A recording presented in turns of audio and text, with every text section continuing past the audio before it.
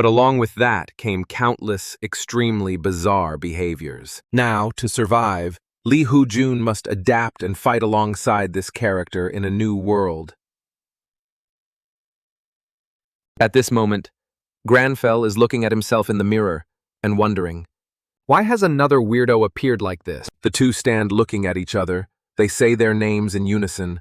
The white-haired one is named Granfell Claudia Appius Romeo, and the black-haired one is Lee Hoyle. Granfell continues, the heir of a prestigious family. Hoyle sweats profusely, frozen in place, cursing inwardly. It's over. His eyes are contemplative. Hoyle's thoughts drift back to his younger self. It seems I've become a character that I created 12 years ago, when I was a second year in middle school. That's right, it was the second year. Back then, Hoyle had a mischievous face, excitedly drawing a large man. Then the boy stood up and laughed heartily. It's finally done, another noble version of me. Hoyle stands behind, looking at his past self with fear. That was a character I created during my rebellious phase. I'm in this situation all because of that game. The game is Chronicles of the Continent of Akina, one of the best VR games about other worlds. Until the day it was discontinued, no other game could surpass it, making this game a legend. And on the day Akina was discontinued, along with the news of CEO Jamin's disappearance, Akina appeared in the real world. When rifts appeared all over the world, monsters from within the game also began to appear. And that was when everyone thought the world was coming to an end. However, humanity was synchronized with their characters from the game. This is when the players appeared. Not only able to use skills from the game, they could also use them to defeat monsters and save the world. The players quickly became heroes. Of course, I also dreamed of becoming a player. But then I realized, even if I awakened my powers, I couldn't possibly become that famous. The cost of buying a VR login device was tens of millions of won, and even renting one cost hundreds of thousands each month. The sound of his father's apologies echoed continuously. Young Hoyle's father blamed himself. I thought I could, at least, let you kids play as many games as you wanted. I'm sorry for being a terrible father, son. Hoyle's narration continues. And with the bankruptcy of my father's company, his sister shouted, Dad, stop crying. It's not a big deal if we can't play those games. I'm sure Hoyle understands. His mother sighed. I'm the one to blame. You did nothing wrong. Hoyle's sister snapped. Oh my God, what's with you now, Mom? Young Hoyle was silent from beginning to end. That's when I realized what a harsh reality was. I had no choice but to give up on Akina early on. Back to the present, Hoyle frantically pulls at his sweaty hair. If I knew this would happen, I wouldn't have quit the game. Because I haven't played for a whole year, my level and stats are like trash. And even when I finally awakened my powers, who would have thought I'd be reincarnated as a character I created 10 years ago? Above Granfell's head, level 55, is displayed as he calmly drinks tea while Hoyle looks like he's about to go crazy. Granfell even looks at his teacup and exclaims, This is delicious. Hearing this, Hoyle is stunned. I'm going to lose my mind, seriously. Granfell Claudia Appius Romeo, a character that I, Lee Hoyle, created during puberty. And also a character I invested a lot of thought into. The story goes like this. Granfell, the heir of a prestigious family, whose family was slaughtered by a demon, leaving him all alone. To get revenge, he decided to become a demon hunter. That's the nonsensical, cringy story I came up with. And it's another persona I had back in middle school, and also my dark past. Hoyle bites his nails and grinds his teeth, even though it was a memory from middle school. But now that I'm grown up, looking back is just embarrassing. Granfell teases, the memories, how nostalgic. Hoyle covers his blushing cheeks in embarrassment. Shut up, me, and stop talking in that weird way. And what about my job tomorrow?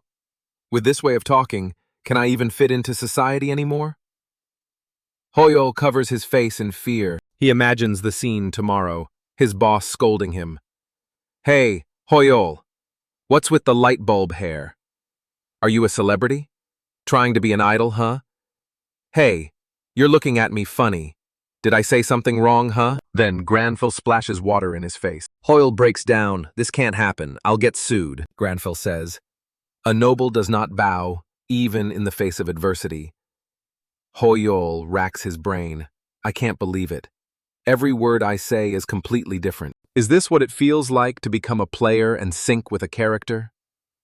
Most people say there's no big difference, so why am I like this? Anyway, in this situation I can't work anywhere. It seems I'm forced to take on the job of a player. But besides my memories from 10 years ago, I don't remember much about Akina. He then controls himself to search for articles online. His face is serious. First, I need to look some things up, because I don't know what it takes to become a player. The amount of money high-level players earn from clearing rifts is in the hundreds of millions, but that's just meaningless information. Because all that money is earned by risking their lives on the battlefield, and life is always more important than money. The Granfell persona emerges. Granfell Claudia Appius Romeo has no material desires whatsoever. Because I have already experienced the pinnacle of wealth, Hoyol continues speaking. For that reason, I don't desire those things. That's why I need to look into the work of modern-day demon hunters. He searches, surprised by what he sees. What's this? Only 2 pages? Are demon hunters not active at all? And if you exclude the 200 wiki pages, the rest are just a few news articles. Something startles Hoyol. A news report from Akina shows that all demon hunters have been killed. Hoyol says, "What's this? The Asan stronghold has been destroyed? The only town to become a demon hunter, and the holy land of all demon hunters, Asan. It can't be." So, it's not that no one plays this class. It's because this class has been wiped out. RIP Demon Hunter. Of course, the Demon Hunter from 10 years ago wasn't much to look at either. Not only because it had low stats and was hard to build, but its skills were also weak. And because leveling up by hunting monsters was too difficult. They had to rely on experience from quests to level up. However, when facing demons, other classes couldn't compare. But since demons only appeared in Demon Hunter quests, and most of those quests were shamelessly designed to force players to continuously hone their demon-slaying skills. So, for most people, it was a meaningless class to play. Some people pointed at him, gossiping that it was a class for dogs. Hoyol's narration continues. The Demon Hunter was even considered a useless class, but a useless class and a class that can't advance are 2 different things. Now, who's going to give me a bread delivery quest? This is bad. The skill-teaching NPCs are all dead too, Hoyol thinks. Is there any more information? A summary of the Akina 4.62 update and a lively chat box. Hoyol looks at the screen in surprise. A notification from Angel Wagon. The line that catches his eye is, "New demon species have been added in this update." Hoyol leans in to get a better look. Update. Notification, Akina, Chronicles V8.1.1. Reality update complete. He exclaims, "Who can stand this?" Now, among the monsters there are also demons. The number of player casualties has increased sharply due to the effect. Because of the negative effect of the demons, mental disorder, even level 200 players are struggling. Hoyol and Granfell look together. Hoyol says, "Demons have appeared in reality too? So why aren't the demon hunters taking care of them? Could it be?"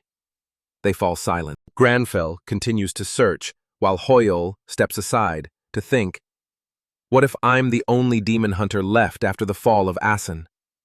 If so, would I step up even after giving up for 10 years? There's no guarantee that the demons I knew are the same as the demons today. 10 years is a long time, enough to change everything, if even high-level players are struggling.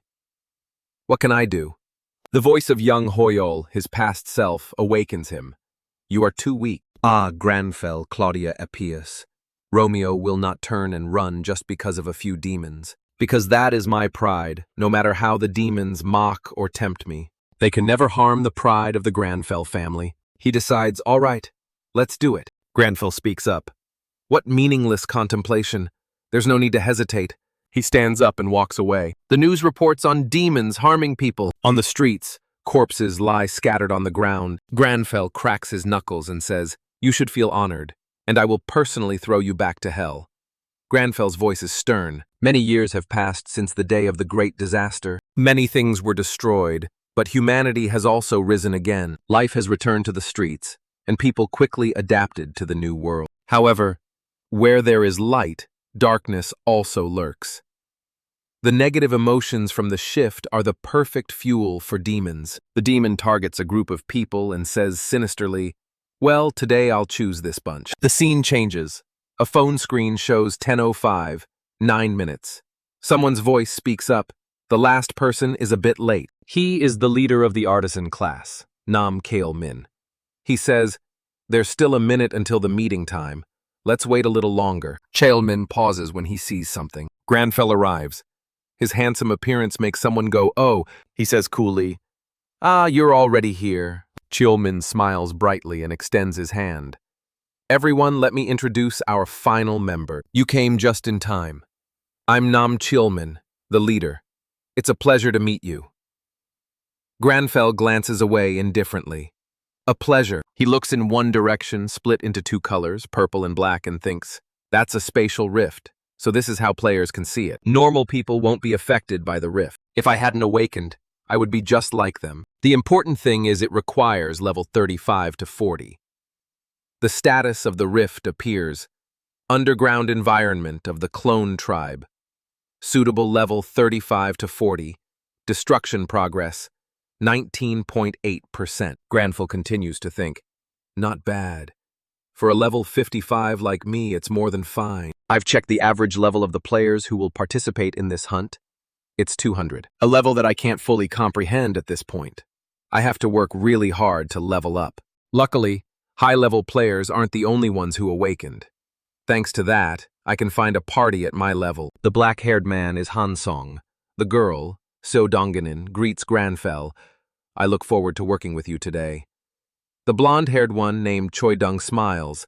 "I look forward to working with you too," Cheolmin says to everyone. "Based on the destruction progress, the other squads have probably already gone in. We'll prepare for a bit and then head in exactly 5 minutes." The whole team agrees. Granfell's face darkens in thought. The destruction progress shows 19.8%. The destruction process, huh? Once it reaches 100%, the rift will collapse, and the monsters will be released into the real world. Therefore, players are free to raid the rift, because only players can access this time bomb. Nam Min asks the team, "All right, shall we begin?" They agree one by one, saying, "Okay, let's go. Let's do our best. I'm really excited. Let's go." Hoyol perks up excitedly. Everyone is so friendly. I should say something too, Hoyol thinks to himself. As the only son among sisters, I always had to be careful to survive their fights. Blending into a crowd is too easy for me. But the body of the character Granfell speaks in a domineering tone. "You don't need to worry, for I am here." The statement makes everyone turn around at once. Hoyol curses inwardly. "Oh, damn, acting all high and mighty like a king. Isn't this a bit too cheesy?" He is completely ignored. Cheolmin asks with a forced smile, "Everyone knows what kind of monster a clon is, right?" Donginin stammers in response. "Of course, I've even fought them a few times," Mr. Gook adds. "As long as we don't let our guard down, this mission is a piece of cake."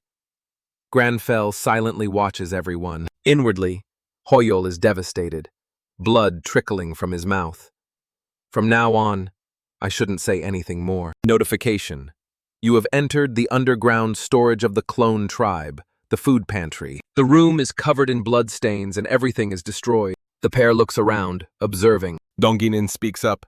"I don't see any clones." Coleman adds, "It's probably because another party got here before us." His expression is a bit strange as he turns back and says, "But no need to worry. We'll still get our share if we choose the right path." His teammates reply, "I believe in you. All right, let's go kill some clone." Granfell senses something and his eyes darken. Something's not right. The leader announces, "Clone spotted 10 meters away. Everyone, prepare for battle." The others reply, "Confirmed. Okay." Cholman charges ahead. "Let's go!" They are a bit stunned. Dongjinin says, "Wait for me, senor!" Granfell stands behind. He silently thinks. 1 tank, 2 close-range fighters, and 1 mage. This composition is quite normal, but the tank is attacking the monsters instead of protecting his teammates. The semi-offense, semi-defense guy is having to take all the hits. And the mage is the main damage dealer.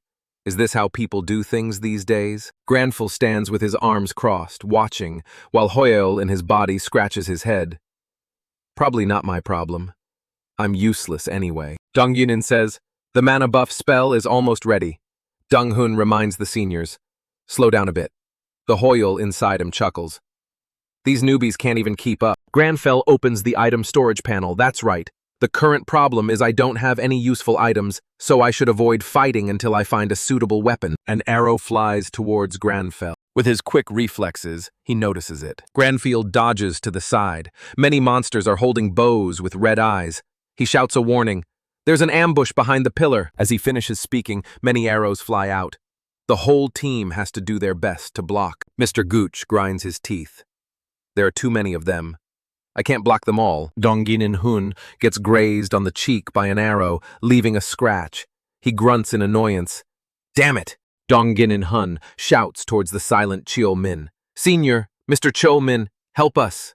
Chol Min, with red eyes, calmly turns to look at the source of the shouting. Senior, what are you doing? Come back! Someone warns. Dong Hun, be careful! A monster holding a saber jumps up from behind him. Dong Hun turns around, just as the blade is about to hit. An arrow with great power shoots through him into the monster. It was Granfell who shot. Dong Hun's face is filled with fear, covered in sweat. Granfell says coolly, it seems these beasts haven't been properly trained. They don't suit me, but sometimes one can't be picky. Dong Hun turns back. Thanks, he mutters to himself. What's with the way he talks? Granfell is in human form, but inside, Hoyeol is wilting. I don't want to talk like this either. Mr. Gooch continuously fights monsters while reminding his teammates, two got away, move back. Several monsters charge towards the quiet inner area, but she is trembling with fear. What should I do? I don't know what to do. Granfell comforts her while drawing his bow and shooting. Calm down. I'll take care of anyone who gets close. You use a powerful spell, even if it takes a long time to cast, Dong replies. Huh? Yes. One of Granfell's arrows immediately takes down a monster. Dong Hun, in the midst of battle, asks, how much longer? Dong replies, almost there. She shouts, I'm firing! Everyone watch out! Fireball! Many flames shoot out from the magic circle, and explosions ring out continuously. Mr. Gooch and Dong Hun shield themselves from the smoke and dust. He asks, is it over? Dong pants, are you okay? Granfell replies, I'm fine. Watch out for the others. He stands watching the horde of monsters being burned, while she goes to ask the other two, are you okay? Granfell thinks about the expensive silver arrow. Can I get that arrow back? She hands Mr. Gook a potion. Here's a potion. Drink it before more of them come. Mr. Gook takes it. Thank you. Dong Hun grinds his teeth. He curses at Chol Min. Damn it, are you crazy? What the hell were you doing? Dong Hun yells. I could understand if you didn't notice the ambush, but why did you just stand there and not help at all? You led us into a damn trap, and you're supposed to be the frontline tank? I expect an explanation. Chol Min smirks. His demonic laughter sends shivers down one's spine. Dong Hun continues to criticize. If it weren't for your famous older brother, you'd be nothing. You think you're so great just because I call you senior. Granfell puts a hand out to stop him. They turn to look behind them and ask, where's the fire? Dong looks at something in panic. Chol Min's mocking laughter rings out. Are you asking if this is funny? Of course it's hilarious. How can I not laugh when a bunch of idiots are struggling in front of me? Chol Min seems to have transformed into a different person. He laughs loudly. Notification. Predator skill activated. Combat power will increase rapidly when facing a demon, Granfell says coldly. So you're a demon. The demon in Chol Min's body rises. Just figure that out now, you idiot. Granfell uses a stern voice. You are a demon. Kilman's eyes glow red as he laughs contemptuously. You realized? Activating predator skill. Everyone is stunned in disbelief. Dong Hun frowns. What? Dong looks at Granfell in fear. A demon. Mr. Gooch can't believe it and approaches Granfell. No way, what are you talking about? A demon? His eyes darken. He tries to maintain a smile. How could Chol Min be a demon? Everything around him turns to darkness. Mr. Gooch is lost in that space. Confused. Huh? What's happening? Where did everyone go? He frantically searches around. A loud scream. The scene before him freezes him in place, sweat pouring down his face. Everyone is bound by strange black tentacles, strangling them. Donginin, in agony, her face covered in blood, reaches out to him. Help! She lunges at Mr. Gooch. Back to reality. A loud scream. Cheolmin approaches, causing everyone to clutch their heads in pain. Don't come near. System. A demon is possessing you. Your mental state is too weak. Abnormal status. Fear. They scream. Is anyone there? Help. While Cheolmin, with a dark face, smirks and adjusts his glasses, laughing to himself, getting scared by the illusions they themselves dreamed up. Humans are truly, in fact, Granfell is unaffected. He rushes forward at high speed. Before he can finish his sentence, Granfell points his hand at Chomin's neck. He laughs sinisterly, using his armor to block the dagger. Hey, you don't care if these people die, do you? You should know that if you kill me, these people will die too. Granfell pulls back his dagger and stares at him intently. I probably can't pierce his armor. I should aim for the gaps. Chomin charges at him with a sword. You're still attacking me despite the lives of those guys? Unlucky for him, he dodged it. Activating Predator skill, Granfell raises his dagger. Combat power is increasing rapidly due to the presence of a demon. He swings down at him, but it hits Cheolmin's armor. He glances with a smirk mixed with a bit of anger. Cheolmin turns and swings his sword, forcing Granfell to step back. He curses, "Stupid, idiot. Humans are so fake." Granfell remains calm as the sword thrusts past him. He laughs, veins popping on his face. Just a minute ago, all of you were acting friendly with this human, and now the blade comes close to his face. Granfell slashes past Cheolmin, leaving a cut on his face. The glasses he was wearing are also knocked away. He stares wide-eyed and says, "The blade." Cheolmin's eyes widen as a lot of blood starts to flow from the cut. He clutches his face and screams. He turns his head slightly to look. Cheolmin says in surprise, "I've been cut, me, by a normal human? Damn it, that's a silver sword." He's in agony, the blood still flowing. Granfell is stern. "Don't talk to me." Cheolmin silently grinds his teeth and cries. He is indifferent. I don't talk to prey. He is still in pain. A sharp dagger appears in front of him. When did everything start to go wrong? Back to when Nam Taemin called him. He made Cheolmin, covered in ice, snap out of it, as if waking up. He was awkward then. Huh? Taemin asked. Why are you zoning out like that? Does it hurt a lot? Cheolmin replied. No. I just lost focus, Taemin sighed. That's why I told you to avoid dangerous spatial rifts. Anyway, don't worry about it. Bro, you should quit this job. You just need to join my guild and become an analyst. Cheolmin sweated, scratching the back of his neck with a forced smile. His narration, I just don't want to live like a failure. A burly bearded man asks Cheolmin, What's your name? Are you Taemin's brother? Behind him are a bald man and a man in a yellow hat. The bearded man pats the frightened Cheolmin on the shoulder. I heard Taemin completed another boss raid. Send him my congratulations. They kept asking and laughing, leaving Cheolmin speechless. Are you sure you're his brother? You two are brothers? In his mind, he thinks to himself. You have to work harder, so you don't embarrass your little brother. Hey, what can you do in a spatial rift? You should listen to your brother, you might die. I just want to be a brother my little brother can be proud of. A bizarre monster laughs and says, I'll help you. Cheolmin is confused. It seems dark. Shadowy things are grabbing him. A demonic version of Cheolmin laughs wickedly. You just need to watch from behind. Notification from the system. A demon is observing you. Your mental state is too weak. Cheolmin's eyes darken. What's happening? Abnormal status. Demonic possession. He is held by black tendrils, while the fake Cheolmin holds a shield and walks. Let's go. I don't understand. What? The real Cheolmin's voice stops him. No, wait. Don't go in. He's a demon. No. Unfortunately, he can't do anything. A large hand grabs Cheolmin. He can only struggle.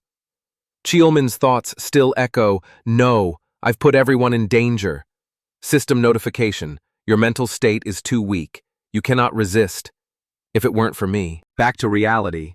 Granfell pierces through Kjolman's body, causing him to spurt a lot of blood. The demon in Kjolman's body screams in pain, clutching the wound. He says, it hurts so much. You crazy bastard, don't you know that if you kill me, he'll die too? Granfell glances over. The demon in the body cries, you don't care about the life or death of this body's owner. You want to become a murderer, don't you? He silently looks at him. Granfell is calm, I understand. That is his pride. The real Kjolman tries to hold him back from behind. The demon says, Granfell pulls his fist back. He throws a punch like a flash of light, piercing through him. He tilts his head back in agony. Granfell says, that pride. I have received it, Nam Kjolman. Kjolman opens his eyes again. This time, he is back to normal. He instinctively sits up and says, there's a demon, which stuns everyone. Kjolman touches his face in fear. Huh? I was definitely possessed by a demon. Donginin Hun shouts, Mr. Kjolman. Then Mr. Gooch walks over, Mr. Kjolman, while Donginin stands behind with teary eyes. He looks at his trembling hands. I'm still alive. But how? I was stabbed. Granfell's voice echoes. I already told you, you don't have to worry. Kjolman looks at the silhouette of Granfell leaning against the wall. He mutters, continuing, because I am here. The negative emotions of humans are what give demons strength. Everyone listens to Granfell, so be proud and don't fear them. He holds out his hand, Demon Hunter, attack stance. It only affects demons, Kjolman says softly. Pride. Granfell's words, no matter how much time passes, I will never forget that logic. Granfell crosses his arms and smiles with satisfaction. Hoyol appears to check the inventory. No items dropped at all. What a fake demon. In a large company, Kjolman holds up a news board summarizing today's raid on the Level 4 spatial rift. The report says a member was possessed, and it seemed the whole team was done for, but the team had a ridiculously strong person who went to destroy the demon, right in front of his little brother. He lifts his teacup. You want me to believe this? Kjolman replies, yes. Kjolman's younger brother says, even though I'm the guild master of a guild, recruiting someone based on an online article like this is a bit, Kjolman calmly states. The possessed leader was me. The younger brother, named Taemin, his face darkens. The teacup he was about to drink from spills. What? The city is full of tall buildings. In a room with 2 guards, a loud sound erupts. What? Taemin holds his teacup and says, do you really want to give up being a player and become an analyst for John? I thought you were against this. Why the sudden change? It's hard to believe. Kjolman smiles. Is it that hard to trust your older brother? I'm very grateful, you know. Taemin is a little angry. Stop teasing me. He continues to smile. I'm just kidding. Taemin points and says, are you sure you're not kidding about becoming an analyst? Kjolman immediately puts his teacup down on the table. No, I'm serious about it. He clenches his fist, thinking of Granfell's silhouette, and says, I've realized what my weaknesses and my role are. I've always struggled to keep up with you all this time, but now I will think about my own dignity and walk my own path. Kjolman's expression is resolute. His eyes sparkle with determination, making Taemin stare and say, now I'm starting to get curious. I wonder what kind of person could make you change this much. Taemin is skeptical, and also the fact that he hunted a demon. If the abnormal status didn't affect him at all, his mental stats must be extremely impressive. You also said he fights with a dagger instead of using magic. There are thousands of classes in Akina, but I can't imagine what class he belongs to. Considering those stats, I don't understand why he would choose to enter that rift. Kjolman asks, do you think this story is hard to believe? But this time, believe me. Taemin calmly replies, huh? Who said I don't believe you? I believe you. After all, you are a witness. Kjolman sits up. Huh? There's a hint of excitement in Taemin's voice, analyzing boss patterns, proposing strategies, guild management, and recruiting new members. Taemin presents a paper. I have the position I have today thanks to you, so of course I believe you. I even brought a contract. He continues speaking with a warm expression.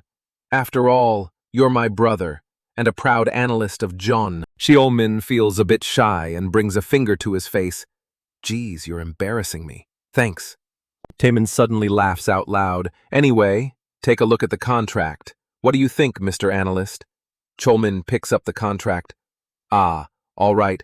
He adjusts his glasses and reads the contract carefully. Suddenly, Cheolmin becomes serious, his face covered in sweat. What are these clauses? The scene changes to Granfel's house. He is currently brushing his teeth. Hoyol, behind him, stares wide-eyed at the level 67 text above Granfel's head. I leveled up. No, we leveled up. Hoyol, on the side, looks at the character panel with surprised excitement. And not just that, it went up 12 levels at once. Granfell, washing his hair, says, "Too little." Hoyol analyzes. So, the clones aren't worth much, but just killing one little demon is enough to level us up 12 times. After showering, the two step out of the bathroom. Granfell dries his hair and says, I, Granfell, don't care about that puny monster at all. Meanwhile, Hoyle hums happily, well, I think so too. Now how should I distribute the stats? He points to the towel on his head. All right, I'm too tired now, so I'll go to bed and think about it later. Granfell suddenly stops and looks in a certain direction. It turns out he was looking at the bed and said, that is a message, leaving Hoyle behind him bewildered. Suddenly, Granfell, dressed in cleaning clothes, opens the window. A clean environment brings a clear mind. Hoyle listlessly reaches out, screaming internally, please just rest for a bit. The sun is setting. In the kitchen, a pot of soup is simmering. A mess of vegetables lies to the right. Granfell takes a bowl of water to taste. His face lights up. A healthy flavor. Hoyle, looking like he's about to die, thinks, that's right, this is Granfell's personality, always adhering to a schedule and practicing self-control. Hoyle, the traits I gave to Granfell have been applied in real life, including work and level. I used to just lie around after showering and wait for fast food delivery, but thanks to him, my lifestyle has become healthier. So what about his talents? Granfell's talents are not limited to just one. He has a talent for magic and can replicate spells after seeing them just once. Granfell writes on a paper, which translates to Granfell Claudia Apius Romeo, intelligent, magical talent, physical talent. He exclaims to himself, wow, so that's how it is. Granfell brushes his hair back, his handsome face radiant. Hoyol stands behind him, dazed. I wrote down everything that was good. Anyway, those traits are being applied in reality. I think I need to check. Hoyle is behind Granfell. He picks up his phone to look. A message arrives from Nam Chol-min. Hello, Mr. Hoyol. This is Nam Chol-min, the leader of yesterday's Rift raid. How are you doing? The pop-up notification stops there. Granfell scoffs. A message from Mr. Cheolmin? Why is it so long? The content of the message is a request for Hoyol, or rather Granfell, to join the team. He thinks, I don't know much about this, so I can't join right away. He types a message. It's as if Hoyol is controlling Granfell's mind. Then it's time to test it. The thing I will test is the ability to replicate a spell after seeing it just once. Granfell's hands start typing on the keyboard about spells. The search results show many entries. Hoyol, well then. Videos about magic appear. Granfell watches, pen in hand, ready to take notes. Over here, Kolmin and Taemin are looking at something with regret. It's a phone screen with a long message inviting Hoyle to join the guild, but the only reply is a single word, no. Cheolmin is disappointed, it's no. Could it be that he's already been invited by another guild? Cheolmin is flustered. Hearing this, Taemin shouts, another guild? Who? He is angry. The nation's #1 guild, Gion, offered him a house and car, waived all fees, and a 9.5 to 0.5 split. Is there any other guild that can provide a better offer than that? Cheolmin takes a sip of water and replies, I'm not sure. After the Mage Tower appeared in Seoul, foreign guilds also started establishing branches here. Taemin shouts in frustration, What? Who is it? Who dares to set foot in my territory? Cheolmin says, well, even if it's not a national guild, it could be a top guild in Seoul. Taemin jumps up. I can't let this go. No guild can make a better offer than me. This is a contract that not even the top brass of Gun has seen. Taemin puts on his coat. I can't let this go. Bro, tell me what he looks like. Chomin asks. What? Why? Taemin says hurriedly. I plan to bring him to the guild before someone else snatches him up. Tell me everything about it. Chomin thinks and starts to describe a good-looking appearance. He hesitates for a long time. Taemin says, What? It would be easier to understand if you described a mythical creature. Chomin recalls Granfel's appearance. Creature. Mythical. An idea sparks in his mind. That's right. He looks like a nobleman from a fantasy novel. Taemin is stunned by those words. Chilmin adds, an appearance. Truly very noble and elegant. Over here, Granfell is watching videos and taking notes. The expressions of the two are tense. Hoyle says, I understand. I can grasp the basics of magic. I'm sure I can use them if I have enough mana. As expected of Granfell, who cares about your past? Even if you're a product of a rebellious phase, you are still the greatest genius. Hoyol gives a thumbs up and repeatedly pats Granfell's head. He calmly lifts his teacup. That's rude. Granfell helplessly watches as Hoyol happily opens the character panel. Anyway, now I'm sure I can use these things. It's time to allocate stats. I don't know how talented Granfell will be, so I'll prepare for all possibilities. 2 points into vitality and agility. I'll put 7 points into mana because it's too low, and... Suddenly, Hoyol recalls a piece of paper with English text that translates to the last survivor of the clan, Granfell Claudia Apius. Romeo chose to walk the path of a demon hunter to avenge his family. He is silent. Why did I suddenly remember that? Even though it's just something I wrote, it was truly an unlucky life. Hoyol smiles and moves his hand towards the luck stat. This is for my and Granfell's sake.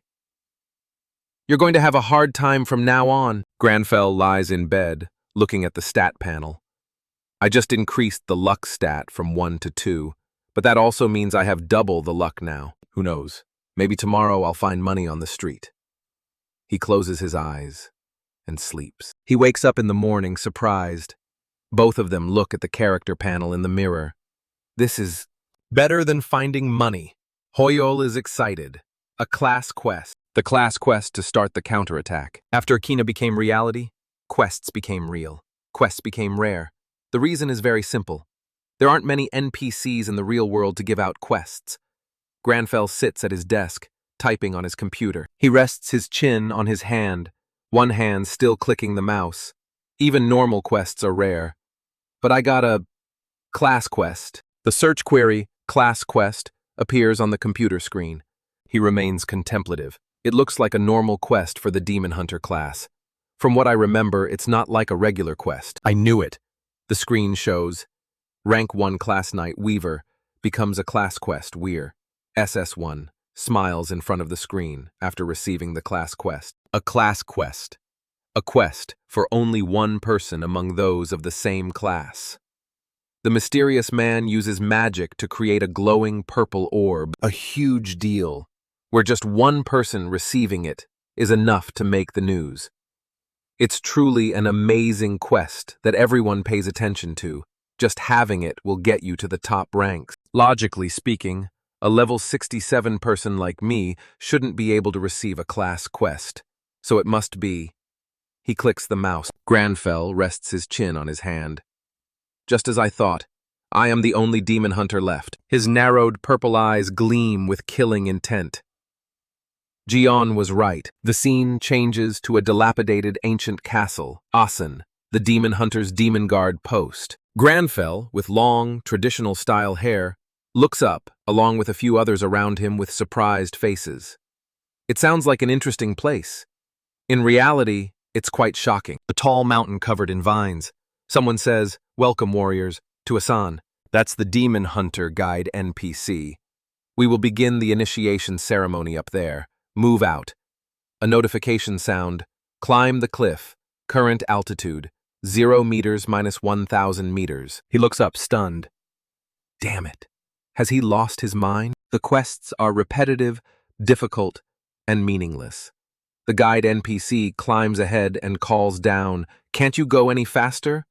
Below are Granfell and the others. Someone is groaning in fear. The scene changes to a clearly dilapidated place that looks like a prison. He gestures behind him. "This is where you'll be staying from now on." Granfell's words. "The facilities are terrible." He stands there with a blank face, along with a few people behind him panting from exhaustion. "Now let's go eat." The cafeteria is down where we came up from. A system notification announces the quest. Go to the cafeteria to eat. Remaining altitude, 522 meters/1000 meters. Immediately after, everyone continues their journey climbing down to the cafeteria, accompanied by pitiful groans of exhaustion. "Hurry up, newbies. If you can't handle this, then get out of Asan." Granfell monologues to himself. Besides, every NPC yells in your face. The scene shifts to Hoyle's house. He glances away and says, "Everyone wants to give up." Granfell explains, "The demons will dig deep into the human mind, so that kind of training has made me healthier." Hoyle exclaims, "His student syndrome is really bad." Granfell opens the system panel. Anyway, it's in the past. Let's see what kind of quest this is. After watching, Hoyle is dazed, his face frozen like it's been sprayed with hairspray. He stands behind Granfell, looking at him with an expression of utter disbelief. The scene changes to a tall building, the United Korea branch of the Club Chi. It is an organization formed to reduce chaos and damage in the world. They hire personnel who have worked with the developer of Akana. To respond to Akana's updates, which are reflected in the real world, they gather information related to Akana and analyze it for the players. In other words, they work extremely hard. Jun, an employee of the branch, stretches, his face scrunched up. "Damn you, Akana." He looks towards a young man with dark circles under his eyes like a panda, senior. "Do you think there will be a new spatial rift this week? It's already past 8, so there's nothing, right?" Gion, with a calm expression, wearing glasses that cover half his face, rests his chin on his hand. "Leo, we can only hope." Jun frowns, leaning back in his chair with one hand on his chin. "That bastard Jaemon is really scary. He must be the manager." Jian remains calm, one hand on his chin, the other clicking the mouse. Enough chit-chat, just keep clicking refresh. Jun maintains his posture. "Jian, I'm just wondering how it's possible." Jian continues to speak while posting something on the homepage. "We have something that happened exactly the same, not long after." Before he finishes, Jian's eyes widen behind his glasses. Then suddenly Jian panics and looks at the computer screen. There's a new update. Hearing this, Jun is startled and falls backwards. The two men break out in a cold sweat. Gion, wearing glasses, frowns impossible. Jun behind him, his face pale and sweaty. That's right. The entire office also received the notification and immediately stood up. "There's an update." "Huh? Are they kidding? Where are you going?" "To submit my resignation." "Take out your phones. The reporters are starting to call." Gion frowns in annoyance. "What are you doing, taking out your phone? This—" A black moon with a crimson sky and a flock of bats behind a mansion. New demons will arrive soon. The fortress of the Count's family. New rift. A new spatial rift. New monsters, new demons. Their power is astonishing. Bloodthirsty thug level 230. Bloodthirsty monster. Level 230 to 250. Count Ascura's soldier. Level 300. Count Akira's knight. Level 350. New named monster. New named monster. Count Akira level 430. Gion puts both hands on the table with a look of utter disbelief.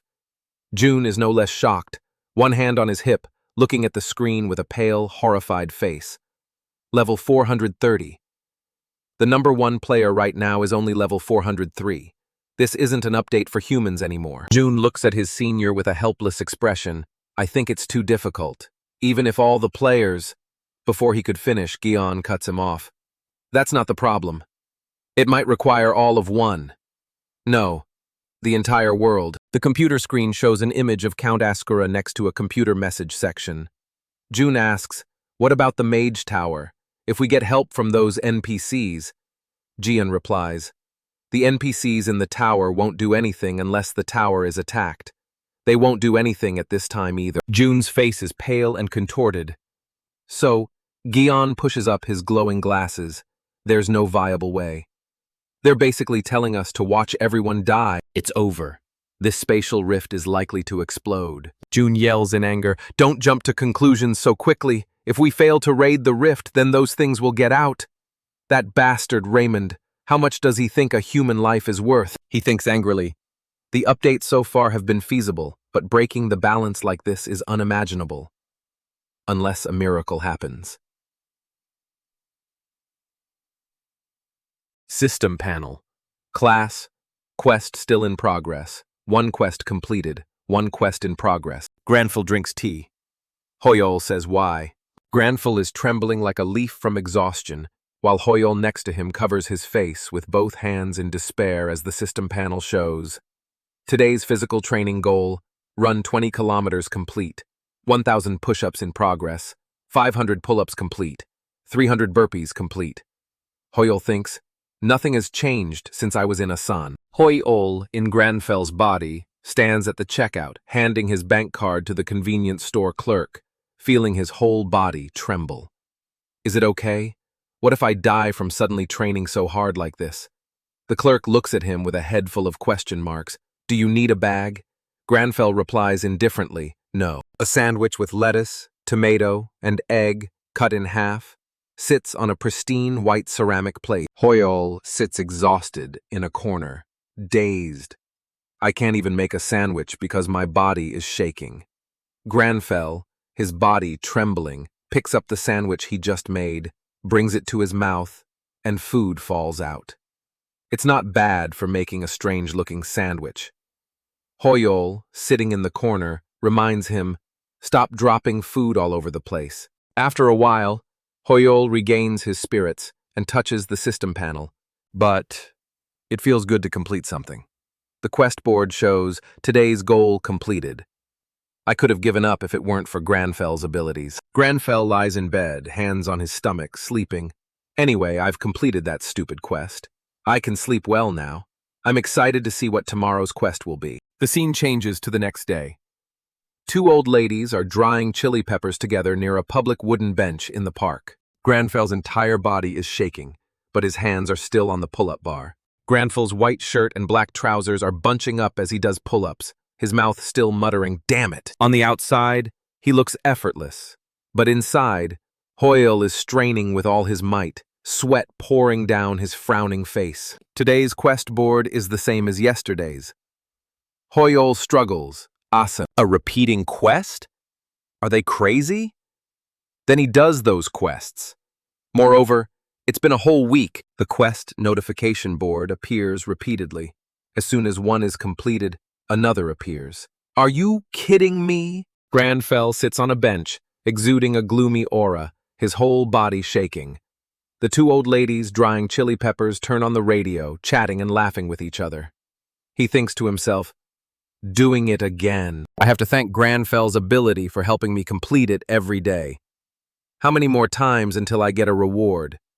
The reward probably won't be good health and a fit body, right? The system panel notifies, you have completed 1 week of today's goals. He says, you have met the requirements. You receive a reward. Vitality +2. Intelligence +2. Hoyol is suddenly astonished. Stats? I only get stats? And they're permanent too? Damn it. The system displays information about Granfell. Stat-increasing items are now extremely expensive, costing millions for a single point. After that, the seller can receive anything. Hoyol is overjoyed, glowing with happiness. But I got 4 stat points without leveling up. This is crazy.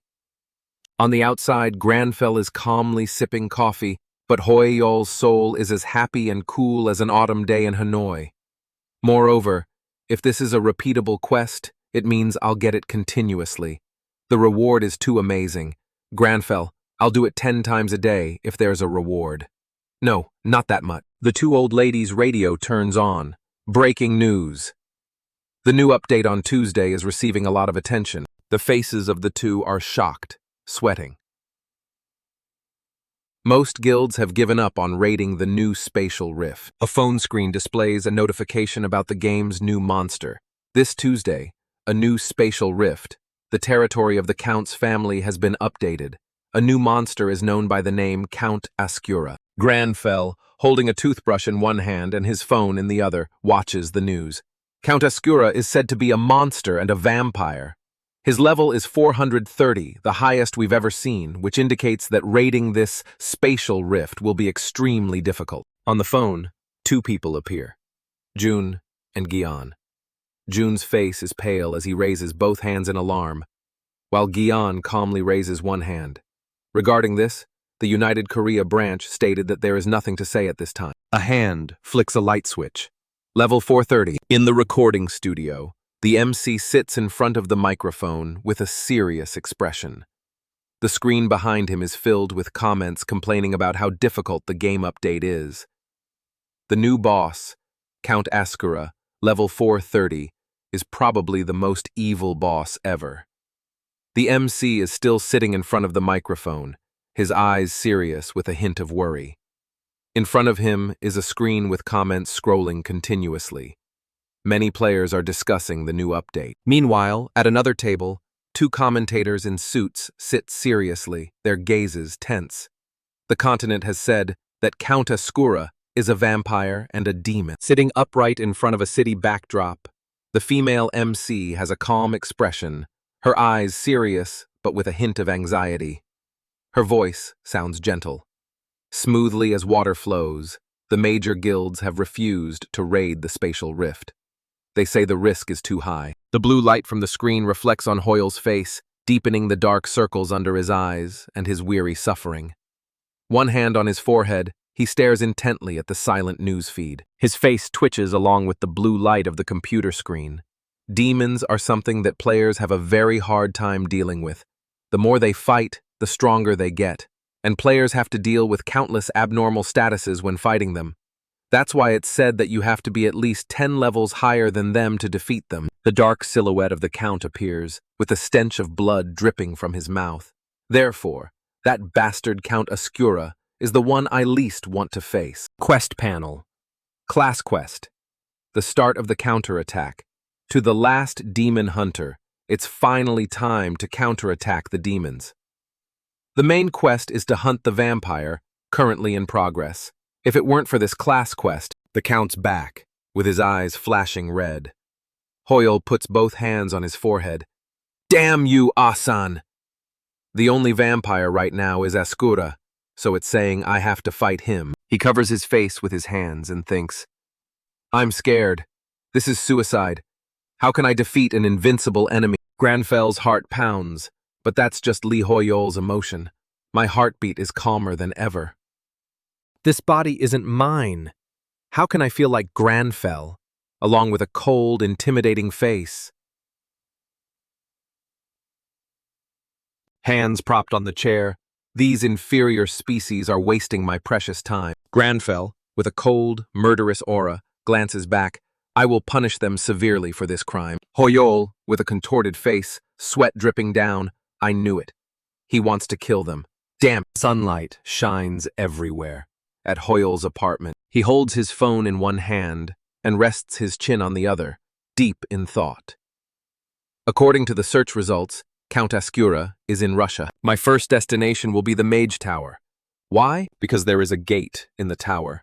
That gate contains large-scale magic that allows users to instantly teleport anywhere. This is why many large guilds around the world have branches in Korea. Breaking from his thoughts, Hoyle falls silent, and a smile forms on his face. Looking at the travel time on his phone screen, Hoyle thinks, I should just take a taxi. In the middle of his thoughts, a voice cuts in. Now, let's go! Granfell quickly puts on his coat and strides towards the door. Too much time has been wasted. He walks away, leaving Hoyle behind, screaming in his subconscious, Wait! Don't go dressed like that. Just as he places his hand on the doorknob, Granfell suddenly stops. Ah, I forgot. Seeing Granfell stop, Hoyle breathes a sigh of relief and thinks, That's right, you should wear that shabby little coat. But then Granfell turns back quickly and grabs a large handful of tea bags with all his might. As Granfell turns away, He stuffs the handful of tea bags into his pocket, letting them spill everywhere. One should not miss the moments to enjoy tea. With that, he quickly turns and heads for the door, not paying attention to Hoyol running after him from behind. No! Change into a shabbier coat. Scene change. A large crowd has gathered at the base of the Mage Tower, including reporters conducting interviews. The crew from MBS TV is busy arranging their equipment. The cameraman urges, "Hurry up, put it back there." Another person carries heavy boxes. "This goes on the truck, right?"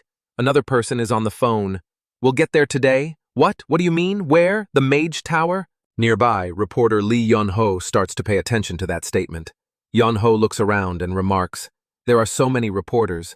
Do you think the Goon Guild will really come?" The man who was on the phone replies, without turning around, "It's possible. A new rift has appeared in Russia behind the Mage Tower. Why don't they take a plane?" Yun-ho still follows closely behind. They are players, so they use the magic gate to get to Russia. It's common and the other man keeps his back turned. But only a few players can use the magic gate. Besides, it also consumes a lot of mana. As he's speaking, the man suddenly stops, a flash of surprise in his eyes. From a distance, a group of people stands out in the crowd, with one person holding a massive sword. 3 others follow behind. The man who was surprised just moments ago immediately runs towards that prominent group. "They're here! It's the June Guild! Hurry up!" On the other side, the guild members are in a frenzy, pointing their cameras towards the prominent group, continuously firing off questions.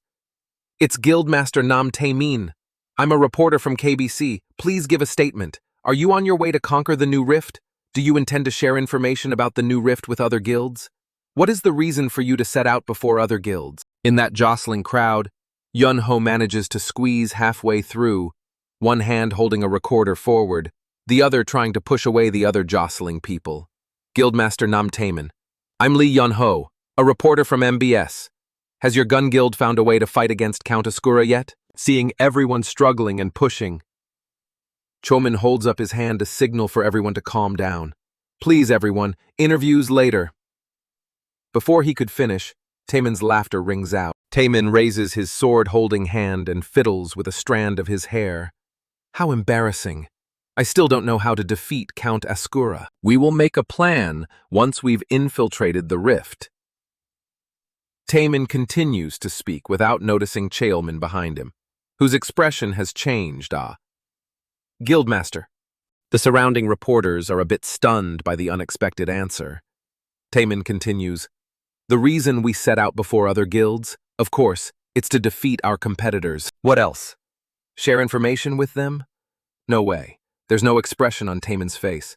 They might request that and say it's necessary to maintain world peace. If they really want to fight to protect peace, shouldn't they drag themselves to the rift instead of cowardly watching from afar?" Hearing those words, Young-ho is a bit surprised and stands there dumbfounded. Suddenly, someone in the crowd of reporters shouts, causing Young-ho to turn his head to look. "Oh, it's the signing guild. What are you doing? Go get the equipment." On the other side, a group of people emerges from a black car, dressed stylishly, causing a stir among the reporters. "Camilla, please turn this way." "Lox, the brilliant guildmaster, please look towards us." While the reporters are being noisy, "Lox, Guildmaster Lox, please look this way." A man in a black suit politely looks towards Lox. He spreads his hands politely. "Guildmaster, it's too crowded, so I think we'll have to walk." Hearing this, he doesn't make it difficult for the man. "All right, thank you." The sinning group walks forward. Dmitri, walking behind Lox, wonders, "That's the Gaon Guild, right?" His speech was so rude. Lox doesn't even turn his head back. He must be impatient. All the major guilds came to Korea because of the Mage Tower, so the Guin Guild's position is dropping to the bottom. The words make the 2 guilds, who are in the same place, seem like they are on 2 different pieces of land. Lox continues, "He's probably betting everything on this expedition." On the other side, Taemin is still silent, resting his hand on his sword, looking towards the signing group. Seeing this, Chomin only dares to look at him from behind. As if knowing Taemin is worried, Kaelmin breaks the silence. No need to worry. We'll go slowly, one step at a time. Just do your best. As he speaks, he places a hand on Taemin's shoulder in an encouraging gesture. Seeing this, Taemin also smiles. Oh, you're so reliable, big brother. Anyway, about that Mr. Hoyol guy. You said you contacted him again. The two of them walk and talk. Hearing Taemin's question, Chomin can only raise a hand to scratch his head sheepishly. Ah, about that. I changed some conditions and contacted him, but I haven't heard back yet. Seeing his flustered look, Taemin turns to him. You said he's very strong. Is there a chance he'll try to conquer the rift this time? And we'll meet him at the Mage Tower. On the other side, on a crowded public bus, Granfell holds onto a handle with one hand and holds his phone with the other, watching intently. The sound from the video on the phone plays along with every movement on the screen. Now, a level 300 player is trying it. Fire! Oh, that's amazing. While intently following every movement on the screen, he thinks, this is the 100th magic video I've watched. Now I completely understand it. He is deep in thought as ideas run through his head. There are 3 levels of magic practice. Checking mana, interfering with mana, and then using it. Suddenly, a bright red flame erupts in the palm of Granfell's hand. The flame grows larger and brighter, startling the person sitting across from Granfell. A flash of surprise crosses his face. Seeing someone causing a commotion in the back, the driver, with his hands still on the steering wheel, just slightly turns his head back to remind him, hey, young man, don't use skills on the bus. It's dangerous. At this moment, Hoyol appears, embarrassed. I can't. I don't know to what extent I can control it. I'm sorry, please forgive me. Granfell ignores Hoyol's ramblings and closes his fist, extinguishing the flame, leaving a wisp of smoke lingering in the air. I can completely control this flame, but I will stop so as not to frighten the other passengers. Seeing Granfell's showy demeanor, Hoyol can only sigh. Can you stop trying to be cool? Granfell slides his finger across the control panel, tapping on an option and thinking, anyway, I learned the skill by watching videos. I'm a bit worried about the skills I have, but they're also useful. Suddenly, he freezes. A flash of surprise runs through his eyes. The skills appear one by one on the control panel, startling him. Huh? No magic skills? When I learned it, it usually appeared on the right side of the status window. He still stands dumbfounded before the information panel he just received. Just as the bus stops at a bus stop, what's this? Bugs? A moment later, he is standing and looking up, one hand brushing through his hair, inside the Mage Tower. Granfell's eyes scan the scene before him, thinking to himself, this is the Mage Tower. The inside looks so different from the outside world. And with that thought, he lifts his face to look up. In front of him is a large gate. From within the gate, a mystical blue light swirls. He can't help but think to himself, this is the gate. Suddenly, Granfell sees something from within the gate. His eyes widen in surprise. What is this vague feeling? But it feels like I can use the spatial magic of this gate myself. Actually, it seems easier than the fire magic from before. With that, Granfell reaches his hand towards the gate. Suddenly, a man carrying a pile of things on his shoulder bumps into him without noticing. Goongild, over here. The analyst is making a summary chart. The collision causes Granfell to lose his balance and fall straight towards the gate. Realizing he just bumped into someone, the man turns back to apologize but doesn't see anyone. Ah, sorry. Huh? Did I push you into the gate? I'm truly sorry. Before the man could finish his sentence, from a distance, Taemin, leaning on his large sword, looks towards the man and shouts, where are you going? I'm getting annoyed. Should I just roast him alive? Taemin's face is grim. His words are sharp, forcing the man to hurry. I'm sorry. Behind him, Chaelman seems to realize something. Huh? That person looks like Mr. Hoyle. At this moment, Taemin turns around. Bro, let me see the summary. Chomin pushes aside his previous thought. Okay, as you know, the new rift is located in Russia. While explaining, he clicks the presentation remote. An image of 3 circles appears. He continues, the rift looks like this. The outer ring is the rift of the outer territory. and there are hundreds of entrances there. The inner ring is the rift of the Count's territory, with about 30 entrances. He stands in front of the screen and continues. The innermost ring is the castle rift, which is where Count Ascura is. That's just a hypothesis, based on the analysis of the shape and types of previous rifts. But if this rift breaks, it's highly likely that Count Ascura's castle will actually appear in the real world. Hearing these words, the people below fall silent. On the other side, in Russia, rifts float in the air, emitting a purple light. Below, quite a few reporters have gathered. A reporter with a scarf to ward off the cold is reporting, "Yes, hello everyone. I am currently in Russia. This place is currently filled with many reporters and players." On the other side, another person is holding a camera stick, waving at the phone screen. "Ladies and gentlemen, this is Kid. I am in Russia, standing right in front of the new rift. As you can see, there are many strange things in this rift, and I'm about to freeze. Anyway, I, Kid, always want to provide all of you with the most interesting information." Live comments immediately appear on the screen. "It looks freezing. What guilds are there?" Seeing the comments, the man becomes even more energetic, waving his arms and legs. "So I will explore this rift. Right behind me here, huh?" Suddenly, he stops. His attention falls on a figure walking towards him. He approaches and puts a hand out to block the man's chest. Wait a minute, young man. Be careful with your manners."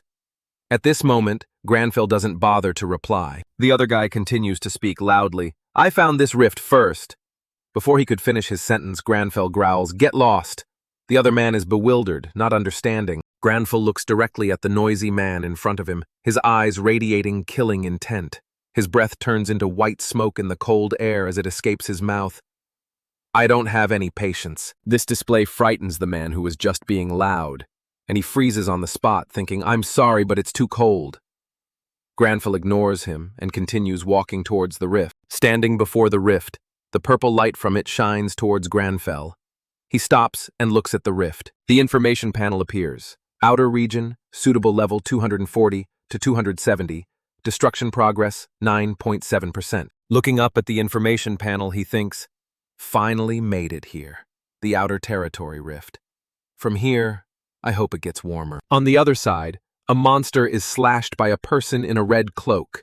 Its head is severed from its neck, and the head flies into the air with momentum. Headless, the monster's body falls onto the cold snow. Suddenly, a voice makes Ben Lucci turn her head to look back.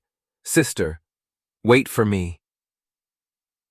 In the distance, a pink-haired girl wearing a thick cotton coat runs over anxiously.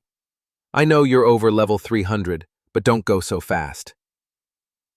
In contrast to the girl, the man with glasses next to her just crosses his arms leisurely. "Whatever. The faster you go, the faster you die. It's too cold." Hearing this, the girl retorts, "Hey, don't talk like that." The man doesn't back down. "Like what?" the girl immediately responds. "You should know how to behave a little." The man seems to give in. "Fine." The argument makes Ben Lucci a bit unhappy as she looks back. Ben Lucci scowls, her face showing utter annoyance as she snarls, "What the hell? What kind of stinking crap are you two spewing? I'm getting pissed." System notification. You have entered the outer territory rift. Suitable level is 240 to 270. Destruction progress is 9.7%. From the purple rift, Granfell slowly steps out. This place is the outer territory. It's even colder here. He sighs. In his mind, the image of a very angry Hoyol, his teeth chattering continuously. Granfell sighs. A great start to the hunt. This weather just fuels the fire of anger within me. Suddenly, he hears a strange noise and glances over to observe. A pack of monsters with furious, blood-red eyes, blood wolves level 230, are slowly approaching Granfell's position. He coldly turns his head to look. Level 230 monsters. I'm only level 67, but his own character panel appears, activating predator skill. Hoyol turns back and smiles confidently. "I can win." "You dogs of the Count, I see that. You have chosen the wrong master." As he speaks, the pack of monsters growls, baring their sharp fangs, preparing to attack him. Granfell holds out his hand, and a sword appears.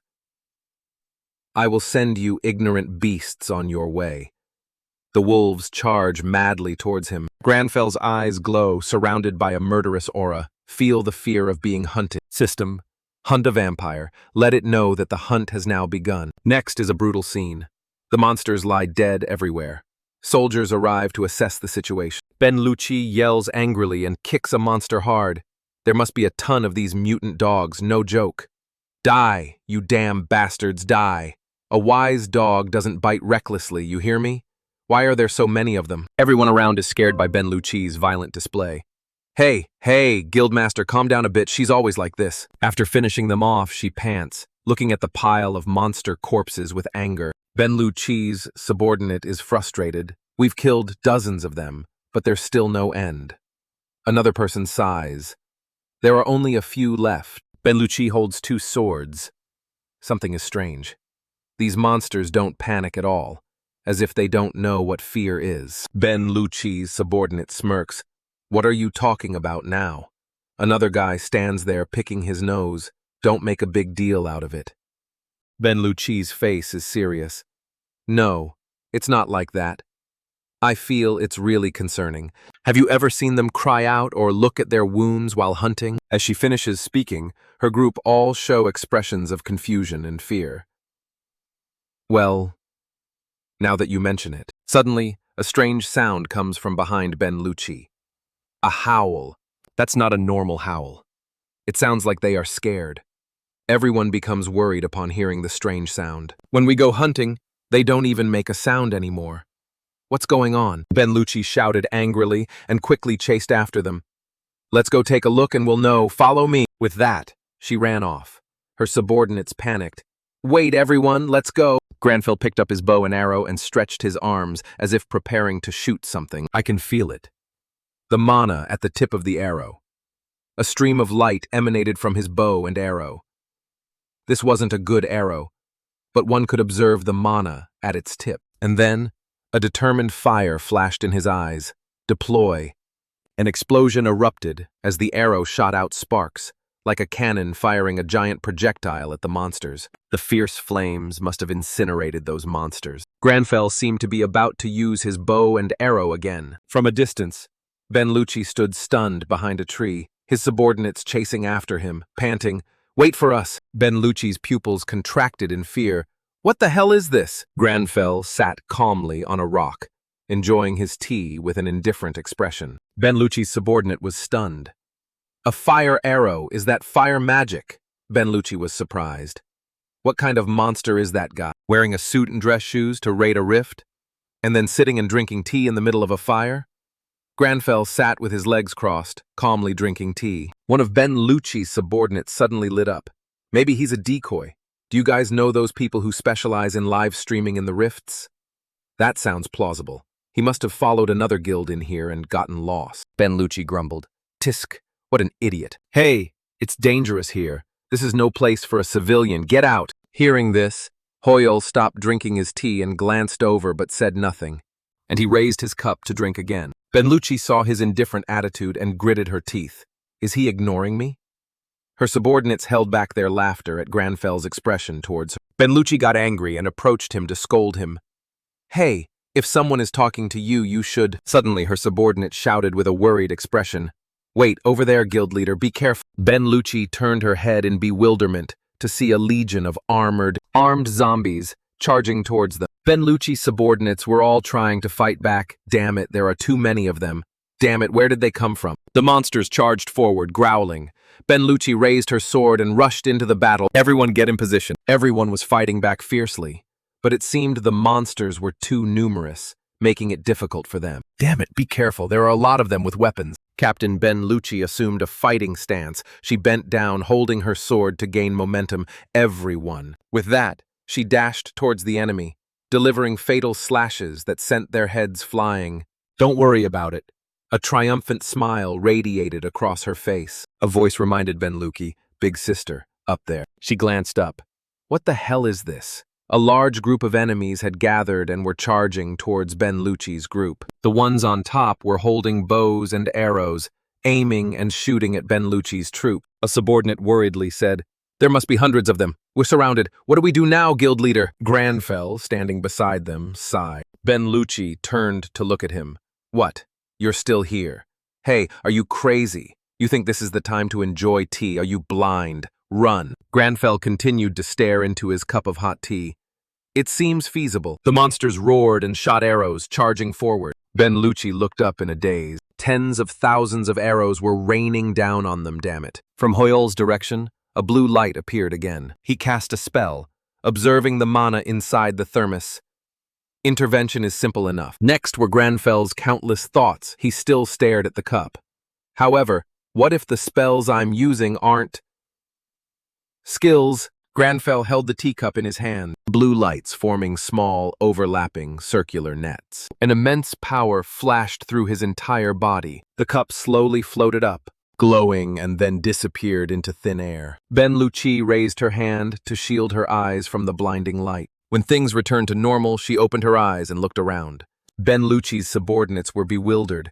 Why isn't anything happening? Suddenly, all the rays of light converged at a single point on the mountaintop. Benlucci looked up in amazement.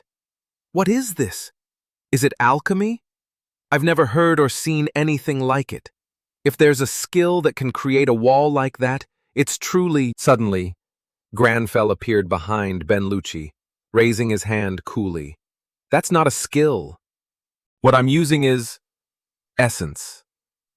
Granfell clenched his fist and smiled brightly. Magic. In the space, a huge explosion occurred right before their eyes. Everyone was stunned into silence by the terrifying explosion. Benlucci stared at the scene in front of her, her eyes wide with disbelief. Huh? Alchemy? I've never seen or heard of it. If there's a skill that can create a wall this big, then... Granfell, standing behind her, spoke, startling her and making her turn her head in surprise. It's not a skill. What I used was... Benlucci turned to look at Granfell. He stood up, his face cheerful, his hands clenched. Essence. Magic. The others, hearing this, looked at him with some apprehension.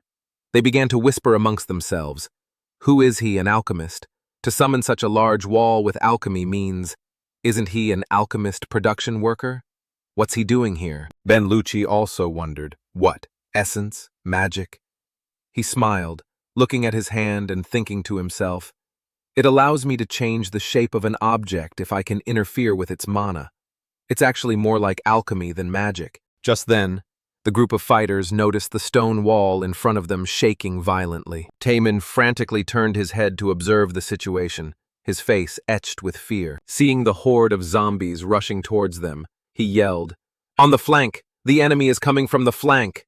Everyone was in a state of panic and fear. Hearing that, Granfell looked up. I think I'll have some more tea. Benlucci looked at him with a speechless, surprised expression. The group of fighters began to charge forward, using their magic and shouting, "Charge! Take it down!" Benlucci swiftly leaped out with her weapon in hand. "Alchemist, get behind me now!" But he unexpectedly stood up, his hand reaching behind him to grab something, which surprised her a little. From behind him, a blue arrow appeared in his hand. His face was serious as he looked at the enemy in front of him. Benlucci thought in amazement, a bow and arrow. At that moment, a fighter carried his comrade and ran back, with zombies chasing and slashing at them from behind. He held the sword in his hand and cried out in panic, "Someone help! Is there a healer? He's injured!" Behind him, a light flashed. He glanced blankly at the sword about to strike him. The brown-haired fighter thought in fear, "No, I can't dodge it." Just then, an arrow shot through the zombie, causing it to explode in midair. He was utterly astonished. The brown-haired warrior's eyes widened as blood splattered across his face. He was stunned, thinking to himself, with just one arrow?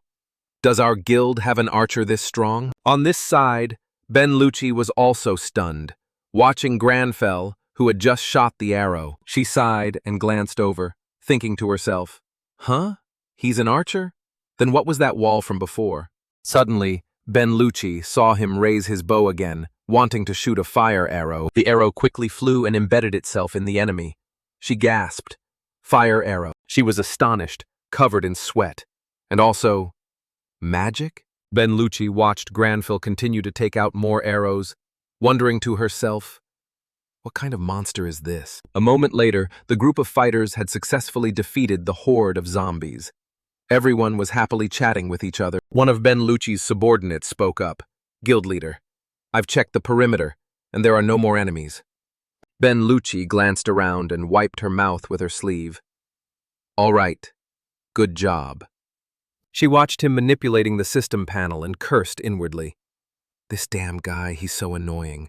He's in this rift alone, dressed like that, and he won't even answer any of my questions.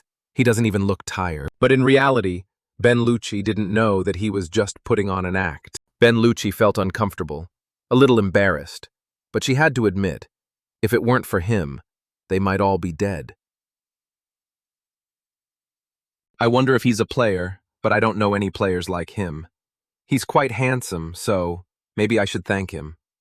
No, he ignored me earlier, I won't. Ben Lucci was lost in thought when he turned to look at her, and Ben Lucci's face immediately flushed red. She quickly turned away and thought, What are you looking at me for? Damn it, is it because I was staring at him for too long? I'm not looking at you because I like you. She bit her finger, sweating. Why does he keep staring? Does he want to have tea with me or something? If he wants to have tea with me, I think I can have a little. Suddenly, he called out to her. Ben Lucci shyly stammered and turned her head. Yes? Granville coolly held up the thermos. Even if you look at me like that, I don't have any tea for you. His words left Ben Lucci stunned, her embarrassment turning to anger. The scene shifts to outside the rift. A recording device is flying high above to capture a panoramic view of the thick layers of snow. It approaches closer to the location of the rifts. A male reporter stands happily in front of the camera. Yes, this is the Daily Akana News Report. I am now live at the rift in Russia. The director of the Akana News Report sits in front of the screen, exhaling a puff of white smoke as he listens to the news anchor. The world is paying close attention to this update, as it features the highest-level boss we have ever seen. Another female reporter chimed in. This rift is called the Suburban Territory, right? The male reporter replied, Yes, that's right. This is the first of the 3 rifts in this update. Apparently, there are hundreds of rifts in the Suburban Territory, all of which need to be cleared to proceed to the next rift. Shining, Guild, and other guilds are currently inside the rifts. Which guild will clear the first rift? The first guild to earn the title of clearing the Suburban Territory will surely be honored globally. The director stared at the computer screen, his whole body shivering from the cold. A reporter wearing a hat pulled up the tent, holding a cup in his hand. Director, how about some coffee? The director turned around and urged, There you are. Come in quickly, before the snow gets in. The reporter in the hat asked, It's so dark in here. Are you a bat or something? The director replied nonchalantly, Leave me alone. I like it this way. The red-faced director spoke up, How's the rift? Is there any new video? The other reporter replied, Everyone is around the central area. Shining is currently the fastest. The director looked at the screen while drinking and questioning, Really? Then pick a spot near Shining, and prepare to interview them as soon as they come out. The hatted reporter gave a sycophantic laugh. Yes, but it might take a lifetime to defeat it. Did the drone capture anything? Suddenly he was startled and looked straight at the news screen. At this moment, the male reporter was continuing his report. So, continuing with, when suddenly the hatted reporter rushed past. The male reporter could only laugh it off. Sorry, our assistant just passed by the camera. He must be in a hurry to go to the bathroom. The director emerged from the tent, pointing at him and shouting, It's cleared! The Suburban Territory is finished. Follow him. The rift is blue, which means someone has already cleared it. The male reporter stammered into the microphone. Who was it? The director hurriedly replied, I don't know. There are too many trees for the drone to see. Run, hurry up, he yelled. Hurry up! At that moment, the hatted reporter was running and observing his surroundings, as if he had discovered something. The hatted reporter contacted him by phone director. The director answered in a loud, hurried voice, Here, what is it? Do you see it?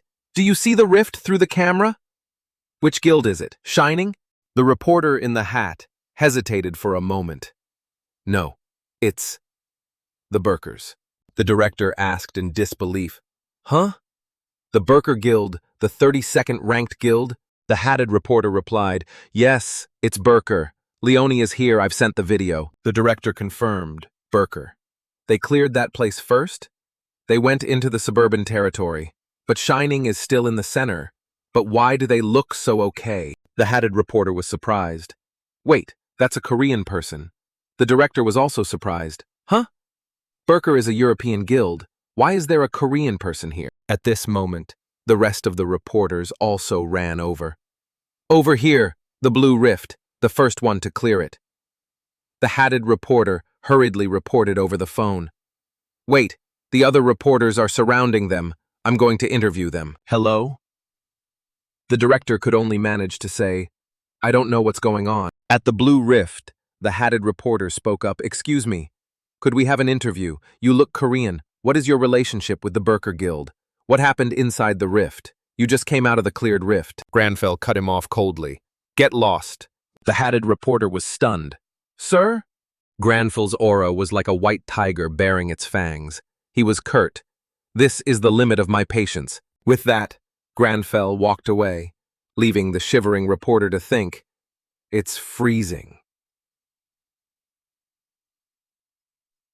The other reporters hurriedly rushed forward. Leone, the leader of Burker, wait. Can we have a quick interview? Congratulations on clearing the dungeon first. No one expected you to be the one to complete this mission first. How do you feel?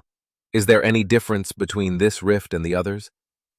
Benlucci's subordinate gestured with her hand. Please, slow down. Benlucci, holding her head, said, no comment. Her subordinate, hearing this, was in a difficult position. Guild leader. Benlucci snapped. No comment. They should interview that bastard instead. The subordinate stammered, trying to persuade her. Guild leader, we finished it first. We should at least do an interview. Benlucci firmly replied, no, I have nothing to say. A fire of anger burned within her. That bastard, so annoying. He threw away all my plans and cleared the dungeon first on his own. Suddenly she turned her head and looked around. What the hell? Where is he? Another one of Benlucci's subordinates answered. He was the first to get out, and he told me he was going home for a bit. Hearing that, she looked confused. Huh? The reporters swarmed in, jostling each other, each holding a camera. If not a camera, then a microphone to get the interview, to get the scoop. But when they arrived, they were stunned. What? He just left? Hearing this, Benlucci flared up, her hackles raised like a small dog wanting to bite someone. Why? He was the one who defeated all of them. I said he could do the interview, so in the end he just left like that. Suddenly a blue light appeared from behind, startling the reporter holding the camera below, who turned his head to look. He realized something and shouted in surprise, causing the people around him to turn and look. The rift is blue. Benlucci and her subordinates were stunned. They realized it was the second guild to complete it. It's the guild! They all shouted in unison. The members of the guild emerged from the rift. The reporters, unable to contain their excitement, called, recognizing Benlucci's guild. Benlucci's, she turned away without. By the time she left, the crowd was still unable to react in time. The reporters stood dumbfounded, constantly asking each other questions. Even Taemin stood there in a daze. What? What did she just say? Did you record it? The snow fell thicker and thicker, blanketing everything in a sea of white. The members of the guild decided to set up a few tents here as a resting point. Inside the tent, Cheomin and Taemin were each holding a cup of instant noodles, eating and watching the news on a computer screen. The news featured an exclusive interview today about the first rift of the new update, the suburban territory. On the screen was an image of Benlucci before she left. Her words were recorded by the reporters. It seems that guild isn't the only skilled guild in South Korea. Cholmin, holding his cup of noodles and about to take another bite, was stunned and couldn't believe what he heard. Did she really say that?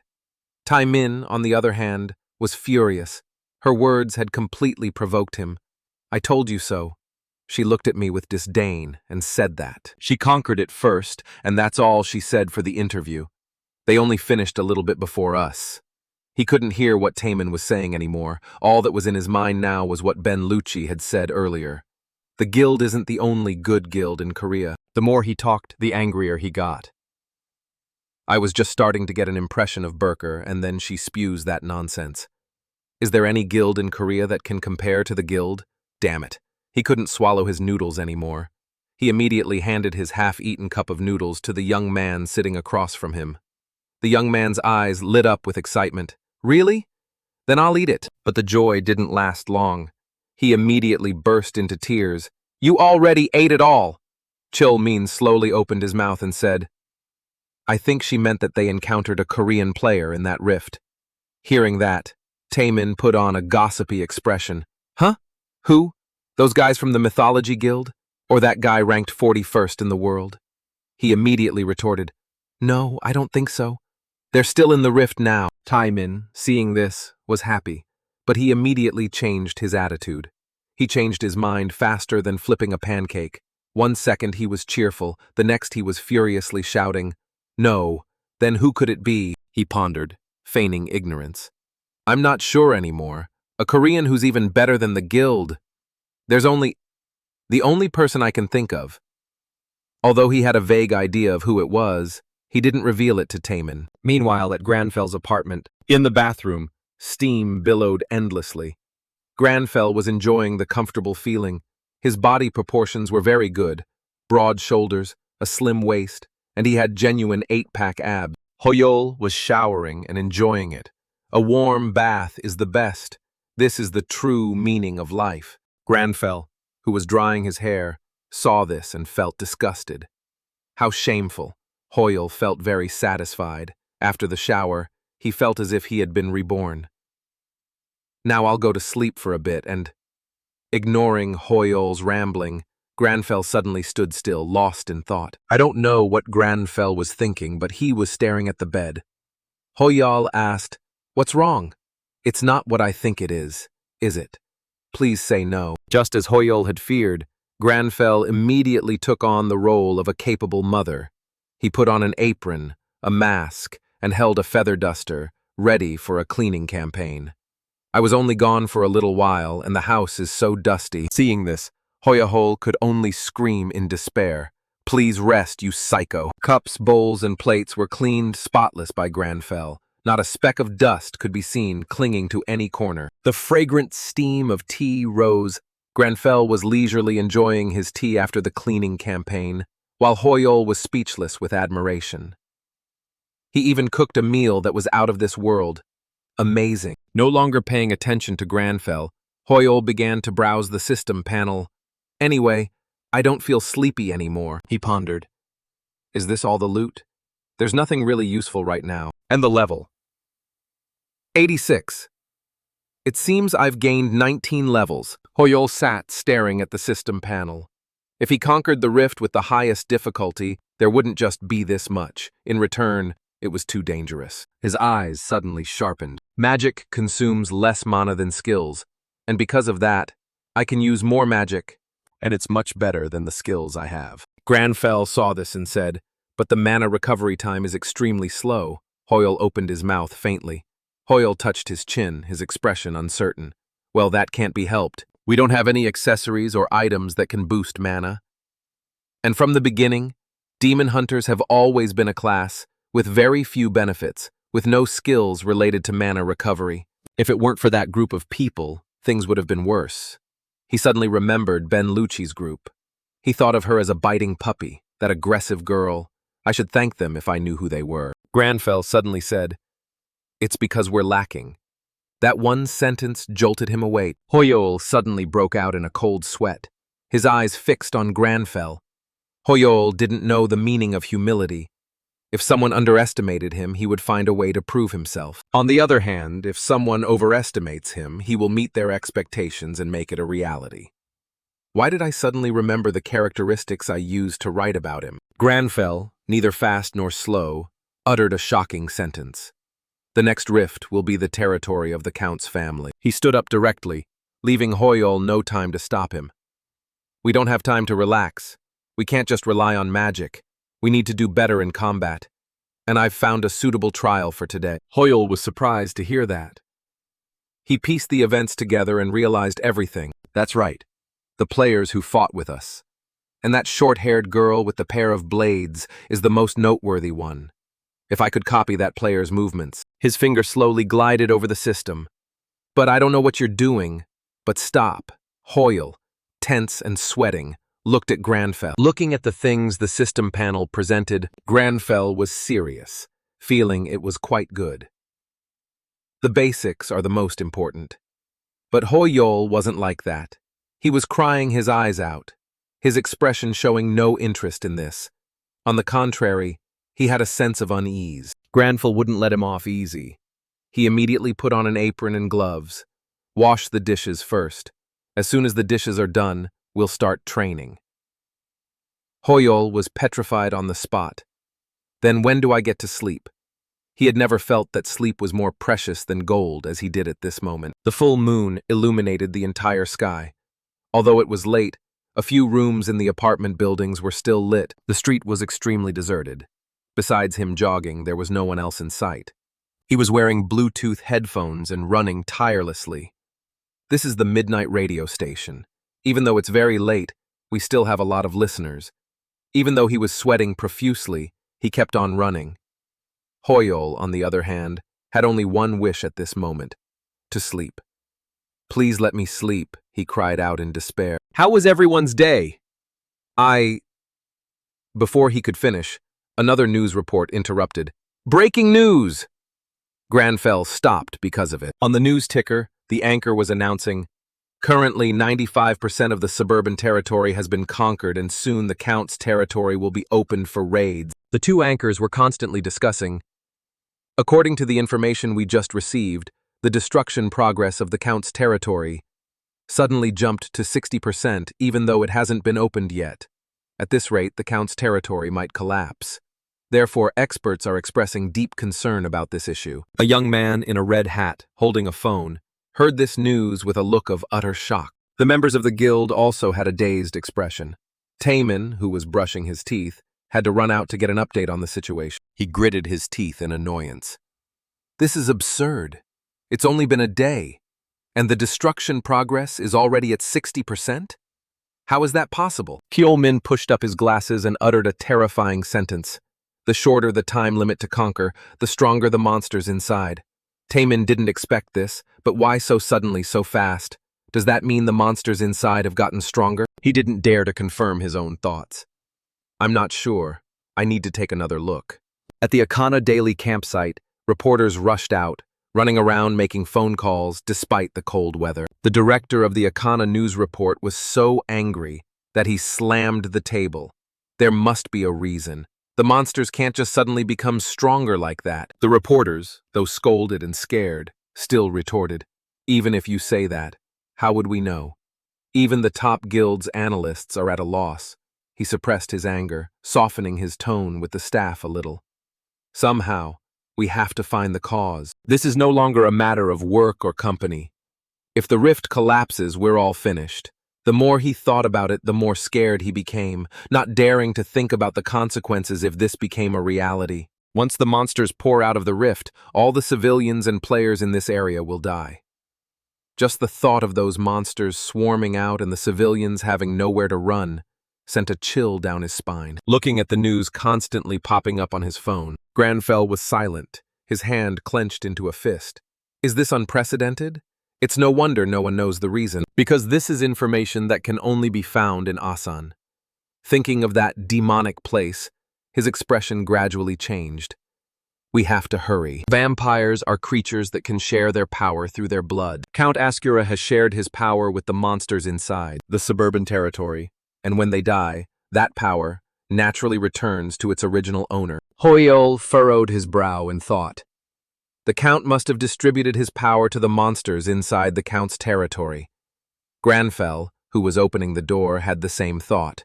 That's why the monsters have gotten stronger, and the destruction progress has also increased. This is the reason. He suddenly realized something. Wait. Then, Hoyle immediately thought of a possibility. If we raid the Count's territory, there's a risk that the Count's castle rift will collapse immediately. Granfell seamlessly continued his train of thought, his expression so grim that Hoyle, standing beside him, was terrified. He placed his hand on the wall, his thoughts now crystal clear. Count Ascura, no, he is not worthy of that title. Ascura. With that thought, he immediately turned and left. so quickly that Hoyul, wanting to grab him, couldn't even touch the hem of his clothes. I will be the one to execute him, the one who has defiled the honor of the nobility. Granfell, at this moment, possessed an unparalleled arrogance and confidence. He had to admit it. He praised him. All right, that's cool, Granfell, but... He suddenly stopped. What about sleeping? He still lamented his pitiful sleep. The door was open, but he couldn't go in and lie on his comfortable bed. Granfell's face was cold as he shot him a sharp glare. Once you're dead, you can sleep all you want. The Count's territory is suitable for levels 350 and 400. Meanwhile, in front of the rift in the Count's territory, a person wearing a fur hat was excited about something. He kept testing his voice. He's Weigang, an unknown streamer. Right now, he's standing in front of the camera preparing for his live stream. Hello. Welcome back to my channel of unwavering determination. It's Weigang here, and I'm currently in Russia. With the destruction level of the Count's territory reaching 70%, there are less than 5 hours until the rift explodes. It is now 3:48 a.m. There are still many guilds in front of the rift, even though it's very late. Weigang, despite the danger, ran to the scene to broadcast his live stream. He was extremely excited about this. But wait, there's some very interesting information. Even though he was enthusiastic about this live stream, the viewers weren't very interested. They were bored. It's not for nothing that an unknown streamer is unknown. It sounds like he's not a very famous streamer, huh? The taunts kept appearing on the screen, but he pretended not to care and continued to review for the viewers. Unlike the suburban territory, which has 200 rifts, the Count's territory has about 30 entrances, which is much less. And because there are fewer entrances, many guilds have entered the same spatial rift. However, experience points and loot will be distributed according to contribution ratio, so it's very important which guilds enter the same gate. We might get to see Rank 1 and Rank 2 fight each other. Weigang was so excited about this that he didn't notice the man with a gloomy expression behind him. Behind him, isn't that Cholmin? This is the guild. Reading the comments that were constantly popping up from the viewers, he panicked where. Chilmin's face was haggard, and he spoke in a very weak voice. Hello, everyone. The people in the guild saw him and greeted him back. There you are. Taemin saw him and also turned around. Hey, have you scouted the area? What's it like? Chilmin presented the results of his investigation. I've checked. Competition is inevitable because there are too few rifts. Taemin was quite satisfied with this. As long as we don't fight Shining, we'll be fine. They were so engrossed in their conversation that they didn't notice Weigang had followed Chilmin and was hiding behind a cliff. Cholmin pushed up his glasses to hide the dark circles under his eyes. Don't worry, Shining went north. So I think they'll meet the Unified Heaven Guild, the Rank 2 Guild. I guess that's their chance to claim the top spot. The Berserker Warriors Guild is in the same place as the Second Sun Guild and the Nomad Guild. Taemin was surprised. 2 guilds? It seems many guilds are wary of them after the First War. Weigang hid behind a cliff to live stream for his viewers. Reading their comments, he was so scared he couldn't even cry. Wait, my viewers. Suddenly a person holding a sword appeared, causing the members of the guild to turn and look in unison. Taemin saw who had arrived, and a cold smile appeared on his face. He sneered. Look at these bastards. The person who arrived was Kazuma. Seeing Taemin's group, he smiled. You guys are here too? He spouted nothing but sarcastic and ironic remarks. What a coincidence. The guild is right in front of the rift we were planning to enter. Weigang also saw them, Kazuma. The Inazuma Guild. Taemin wouldn't back down. His eyes, like bullets, stared at him. You guys are still determined not to build a branch in Korea. I guess the plane just landed, right? Kazuma just laughed. Flying a plane to Russia is much better than building a new branch in Korea. Taemin was completely furious. He gritted his teeth. Do you want to go? Kazuma acted nonchalantly, his face filled with contempt. The guild is nothing. The two sides drew their bows and swords at each other, neither side giving an inch, just short of fighting right on the spot. Weigang watched the scene before him in amazement. Enemies, this is a big one. If I get an exclusive on this... Before he could finish, A group of people rushed in like a gust of wind. They ran and shouted as if they were afraid others wouldn't hear them. Guild and Inazuma are fighting. They are clearly rivals. Is the news reliable? Over there, the Shining Guild is fighting the Unified Heaven Guild, and here, the Guild is fighting Inazuma. This battle at the Rift is insane. Chape is broadcasting live right now.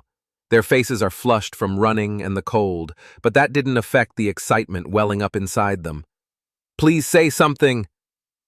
The crowd was so noisy that Chulmin and Taemin had to make a hasty retreat. Chulmin spoke in fear, reaching out to touch Taemin. Taemin, I know how you're feeling, but the Rift's destruction level is a big problem. And for our two guilds, fighting will only bring losses to both sides. His eyes were angry. He couldn't accept this. Inazuma is the 4th-ranked guild, and guild is right behind at 5th. And the rivalry between the two guild leaders, Kazuma at rank 6, and Taemin with a considerable gap at rank 11. It was truly a dramatic match between the Republic of Korea and Japan. His words were a complete attack on Cheolmin, who was so devastated he couldn't say a word. Taemin softly called out to Cheolmin, "Hey." Before he could finish, he was cut off. All right, we were here first. It would be too embarrassing to give this spot to them. Let's just tear them apart. Cheolmin flashed a demonic smile. Taemin also had a do-or-die expression. Winning is all that matters. Charge. The 4th-ranked guild and the 5th-ranked Inazuma are heading towards the Eastern Rift. Right now, a reporter from Akana News is delivering a news update. The guild and Inazuma guilds have entered the Rift together. These two famous guilds are rivals, and dozens of fly cams are in the sky to record their journey. At number 5 is the guild from Korea, and at number 4 is the Inazuma Guild from Japan. Their rankings and nationalities are drawing attention. Taemin and Kazuma lead their two rival guilds, charging forward. The northernmost rift is gathering the 1st and 2nd-ranked guilds, Shining and the Unified Guild. At the southern rift, we have the 30th-ranked Berserker Warriors Guild, the 7th-ranked Second Son, and the 3rd-ranked Nomad Guild. On the other hand, the destruction level has reached 80%, causing worry and fear around the world. No matter how chaotic it is right now, there's still one person sitting comfortably on a chair drinking tea. It was none other than Hoyol, who sat sipping tea like a nobleman. The fragrant aroma of the tea wafted up, combining with his indifferent demeanor to create a beautiful picture. But unexpectedly, Hoyol, the count of the territory, entered the rift. He held the teacup in his hand deep in thought. What I realized after the last rift incident is that running out of mana is extremely dangerous. So I have to find a way to use mana efficiently throughout this battle, and the answer is magic originates from alchemy. Thanks to it, I can transform anything into the shape I desire. First step, I used a few rolling stones on the ground to turn them into a teacup and a table. But the more complex and detailed the object, the more mana I had to use. Therefore, using them in battle is not that effective. Basically, trying too hard is overdoing it. He realized the shortcomings of using this technique. And there's one thing I realized when I thought about this. Hoyeol was so lost in thought that he didn't notice the monsters approaching. They were the soldiers of Count Ascura, and they looked at him with hungry eyes. "Is the Count's authority all you have?" He suddenly turned around and pointed his hand straight at them. How pitiful. He set up a magic array, using only one move to destroy them. The monsters, caught off guard, were pulled into the formation. They could only scream in terror. That is, return to dust. Hoyle's eyes were cold as he looked at them. He threw a punch, and when he used return to original state, the technique he used was so powerful that the cliffs all crumbled. It hardly cost any mana. Regression magic, that's what I call it. Seeing this, Hoyle could only shake his head in exasperation. Do we really need such a fancy name for it? Meanwhile, elsewhere, a fierce battle was raging. Everything around them was turning to smoke and dust. Taemin's group had also just finished dealing with the monsters. He pondered, "Meanwhile, there's something very strange in the deepest part of the Count's territory. Why are there so few of them? I only killed 10 of them on my way here. It's unreasonably few." Suddenly, a voice interrupted his train of thought. Guild leader, I have observed the surroundings, and Inazuma has also sent people to do the same. The person who arrived was a very attractive girl with green hair. She reported the situation to Taemin. I don't think they've killed even 10 since they entered. Is the situation on their side the same? From the beginning, we went in opposite directions, but both guilds only killed that many? Does that make sense? While the two were talking, a group of people approached. Kazuma spoke up, "Hey, Timon." Hearing his voice, he turned around. When Kazuma opened his mouth, it was all sarcastic remarks. It's really peaceful here, isn't it? The girl in Taemin's team, flustered, covered her face. Are they following me? Taemin, on the other hand, was clearly furious. Why do you keep acting like we're friends? Kazuma wasn't scared at all. On the contrary, he was very playful and provocative. I don't understand why Taemin-san hates me so much. It makes me want to kill you. Oh, really? In that case. Taemin wanted to fight him. Taemin, is that you? Suddenly, Chelmin called him via Bluetooth. He ignored Kazuma and turned to talk to Chulmin elsewhere. I'm almost done with the Dungian analysis. Where are you now? I can't send the video. Right now, I'm in some ruins. It looks like a square, I think. He wasn't sure of his exact location either. Chulmin asked in surprise. A square? A city square? Yeah, so what? Taemin didn't realize the seriousness of the situation. He shouted excitedly. Get out of there now! Hurry! Before they could understand, a gust of wind suddenly blew, kicking up dust and obscuring their vision. It was only then that Taemin realized the soldiers of Count Ascara had appeared. They're not ordinary soldiers. They're level 350 knights? Damn it! Someone couldn't help but curse. Not only are they not soldiers, but they're also level 350 knights? Damn it! Someone couldn't help but curse. We're surrounded! Taemin cried out in panic. The whole team, get in position to engage. A cavalry unit? Kazuma sneered. Taemin couldn't help but worry. Damn it. On a plane like this, the attack power of a whole cavalry unit is multiplied several times. Even if the tanks stood guard at the front line, they would still suffer fatal wounds. What to do? Kazuma, who was standing behind, suddenly spoke up. Hey Taemin, I don't really like this idea, but can you cover my back? Suddenly, someone's voice hurriedly shouted, Guild leader, there are enemies behind us too. A horde of monsters was charging towards them at a dizzying speed. No! There are enemies on all sides. It was only then that they began to feel fear, surrounded by monsters on all sides. At this point, even if they had wings, it would be difficult to escape. Taemin, are you listening? The Unified Heaven Guild also suffered heavy casualties from a cavalry ambush. Don't try to fight them on the open plain. Retreat, lure them into a narrow alley. Chaelmin's reminder brought Taemin's panicked mind back to reality. Retreat? Looking at the horde of monsters relentlessly charging towards him, he didn't know what to do.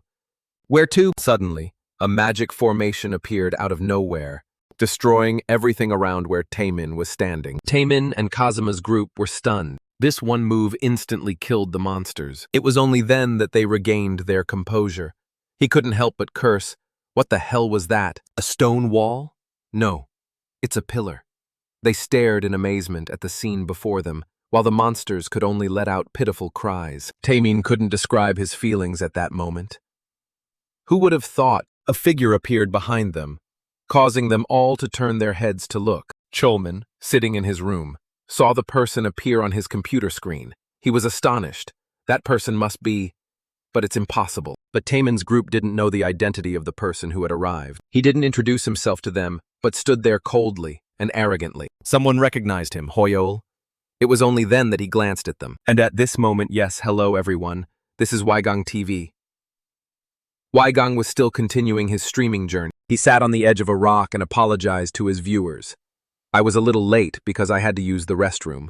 I'll continue to follow the guild. Ah, there are some footprints here. Are they from the guild? These are footprints from 5 minutes ago. The comment section was constantly filled with taunts directed at him. What's this? Really? Is that so? Reading the constant comments telling him to go live stream another guild to boost his views made him excited. He was visibly happy. You guys know how to stream better than I do. In that case, I'll follow Inazuma. Suddenly, a loud noise made him break out in a cold sweat. The viewers clamored for him to go check it out. All right, then I'll go right now. And at this moment, Taemin and Kazuma were also standing there, stunned. They stared in disbelief at the unfolding scene. Stone pillars were rising from every corner of the battlefield. Kazuma couldn't help but glance at Hoyol. Who is that guy? He did that without a single incantation? How much mana does he have? And what's more, he's wearing trousers and dress shoes? He didn't even bring any weapons. Looking at Hoyol standing there with an indifferent expression. Who is he? He felt a certain degree of apprehension. Suddenly, a shout from a team member interrupted his thoughts. Guild leader, the enemy is advancing between the pillars. The monsters were not letting up and were pressing forward even more. Taemin, seeing this, was surprised. No, the stone pillars are holding back the horses. Taemin covered his face, his expression unclear, and uttered a sentence to Granfell. I'll thank you. After that, his face looked extremely fierce, very intimidating. With those stone pillars, this battle is winnable. Without much thought, he charged directly at the cavalry. He cleaved them in two with a single slash, and they immediately fell. Kazuma's group didn't hesitate either, and charged forward. There's an opportunity! Kill them all! Each and every one of them surged forward with fervent determination, hacking and slashing at the horde of monsters. Weigang, holding his phone and live streaming, saw this scene and his jaw drop. What just happened? That was an amazing help. Is he a mage? When he appeared, the comment section exploded. In addition, a monster that wasn't afraid of death charged at Granfell. He killed it without even breaking a sweat. Regression magic. He's fighting that cavalry group all by himself. This completely shocked the gossip-loving netizens. Weigang was no exception. He was astounded. Can everyone see that clearly? I don't even know if what's in front of me is real. He looked at the monsters with sharp eyes. Granfell gripped the dagger in his hand, staring at the monster that still had a breath of life left in it. He was thinking about what the right thing to do was. I don't want to lose its durability. The viewers just assume he's enjoying the feeling of killing them. What if I interfere with the mana of this dagger to transform it, and then restore it to its original state? Wouldn't the durability also return to its original state? When I turned a stone into a teacup, it had the durability of a teacup. If I use return to original state, it will become a stone with no stats again. If the return to original state spell really does return an object to its original state, then it's feasible. A pool of blood splattered, returned to its original state. Granfell was very excited about this. Now I don't have to pay for repairs anymore. Taemin also glanced over this way. Good job. That was great. Everyone fought well. Now loot to your heart's content. The team members cheered relentlessly. Only Taemin stood there in silence. Granfell was even more at ease now, holding a teacup that appeared out of nowhere and enjoying it amidst this chaotic scene. Sheol Min also spoke up at this time. Taemin, that person is... Before he could finish, I know. I heard everything you said earlier. Meeting him in person, I want him to join even more. I definitely don't want him to join any other guild, especially since the Inazuma side has seen everything. Counting down from 10, let's see what offer we can make him. Excuse me. The voice made Granfell pause in his tea drinking. Hello, I'm Weigang. Seeing him, he frowned in disgust. Can I interview you for a moment? He looked at the boy with no warmth in his eyes. The comment section exploded when they saw Granfell's cold gaze. A group of people ran up to him with excited faces. Ah, here he is. They didn't pay attention to Weigang, directly crushing him under their hands. They spared no praise for Granfell and asked him 1001 questions. You're really amazing. Are you Korean or Japanese? Are you in a guild? If not, you should join our Inazuma guild. You're attacking alone? What's your name? Taemin directly advanced, ignoring their reactions. Get out of the way. He put on a smiling face for Granfell. Hello, I've heard a lot about you. I'm Taemin, from the guild. I sent you a message before, recruiting you to the guild. Granfell didn't pay attention and threw out a sentence. You really have no respect. Taemin momentarily forgot how to react. and the people behind him were just as surprised. His answer was like a ticking time bomb to them. Therefore, I will not answer any questions. Get out of my sight now. The atmosphere froze, and the entire process was broadcast live, giving the gossip mongers a thrill. Look at him, he's so cool. And at that moment, Granfell and Locke were both featured on the news ticker. Mysterious player declines interview due to rudeness. Shining, the first guild to complete the Count's territory. At the Shining Guild stronghold, they were also watching the news. Locke rewatched the video of the monster slaughter as if lost in thought. He turned to the people next to him and asked, "What's up? What do you guys think?" Camilla wasn't very interested in this issue. "Who knows? I'm just an archer." Dimitri, on the other hand, was crying his eyes out. "Even if you ask me 100 times, I still won't know the answer." "Locke, oh Locke, a famous man like you wouldn't understand my feelings. How hard I had to work to get this date. And to be blocked by this hours-long meeting? Just because of a guy like that, I have to cancel my golden date?" Ignoring his complaints, Locke remained lost in his own thoughts. Granfell's picture was shown on the screen, and Camilla immediately admired his beauty. "He's handsome, isn't he? Why the hesitation? Just bring him here." Dimitri was still resentful, so he kept pointing at Locke. "That's right. You're jealous of him, aren't you? You thought everyone would be making a fuss about quelling the rebellion in Count Big's territory, but in the end, it was all just idle chatter about that guy." He asked back, "Jealous?" They still wouldn't stop chattering. "Oh really, but we get a lot of attention too. The captain is very ambitious, you know, Locke. The media making a fuss whenever someone new appears is completely normal. The purpose is just to increase viewership. Anyway, if there's nothing left to say, I'm leaving. I've already rented the entire hotel lounge for my date. I can't wait any longer. I'm out of here." He hurriedly left the meeting room, happily calling his sweetheart. "Hello. I'm on my way." Locke was still in the room, rewatching Granfell's video. Suddenly a voice exclaimed in surprise, "What's this? Wow. How magical. It looks a bit like magic, but there's also something different about it, isn't there?" The person who arrived was Highness. He glanced at her. "You know what magical means too?" Highness stared at the screen thoughtfully. She suddenly broke into a sweet smile as if she had discovered something. Interesting, that person. Meanwhile, at the Burker Guild headquarters, everyone had expressions of speechless astonishment. Benlucci was so agitated that she threw her blanket straight at the man next to her. "What did I say? I said it wasn't normal." "But what did you say, sis? Calm down, pull up the blanket. If you keep this up, you'll catch a cold. Don't you have eyes? I've been covered up for a while now." Kazuma wasn't idle either. He was on the phone with someone. That silver-haired guy. "We must bring him to our side. Accept the order." The reporter from the Akana News Bulletin also reported, "Hello, you're watching Akana today. Today there are also a lot of viewers watching the show. The Count's territory is complete," followed by the area outside the territory, at the Count's territory. Shining and Unified Under Heaven had a dispute, but with superior strength, Shining took the first position. Now, we only have the Count's fortress left.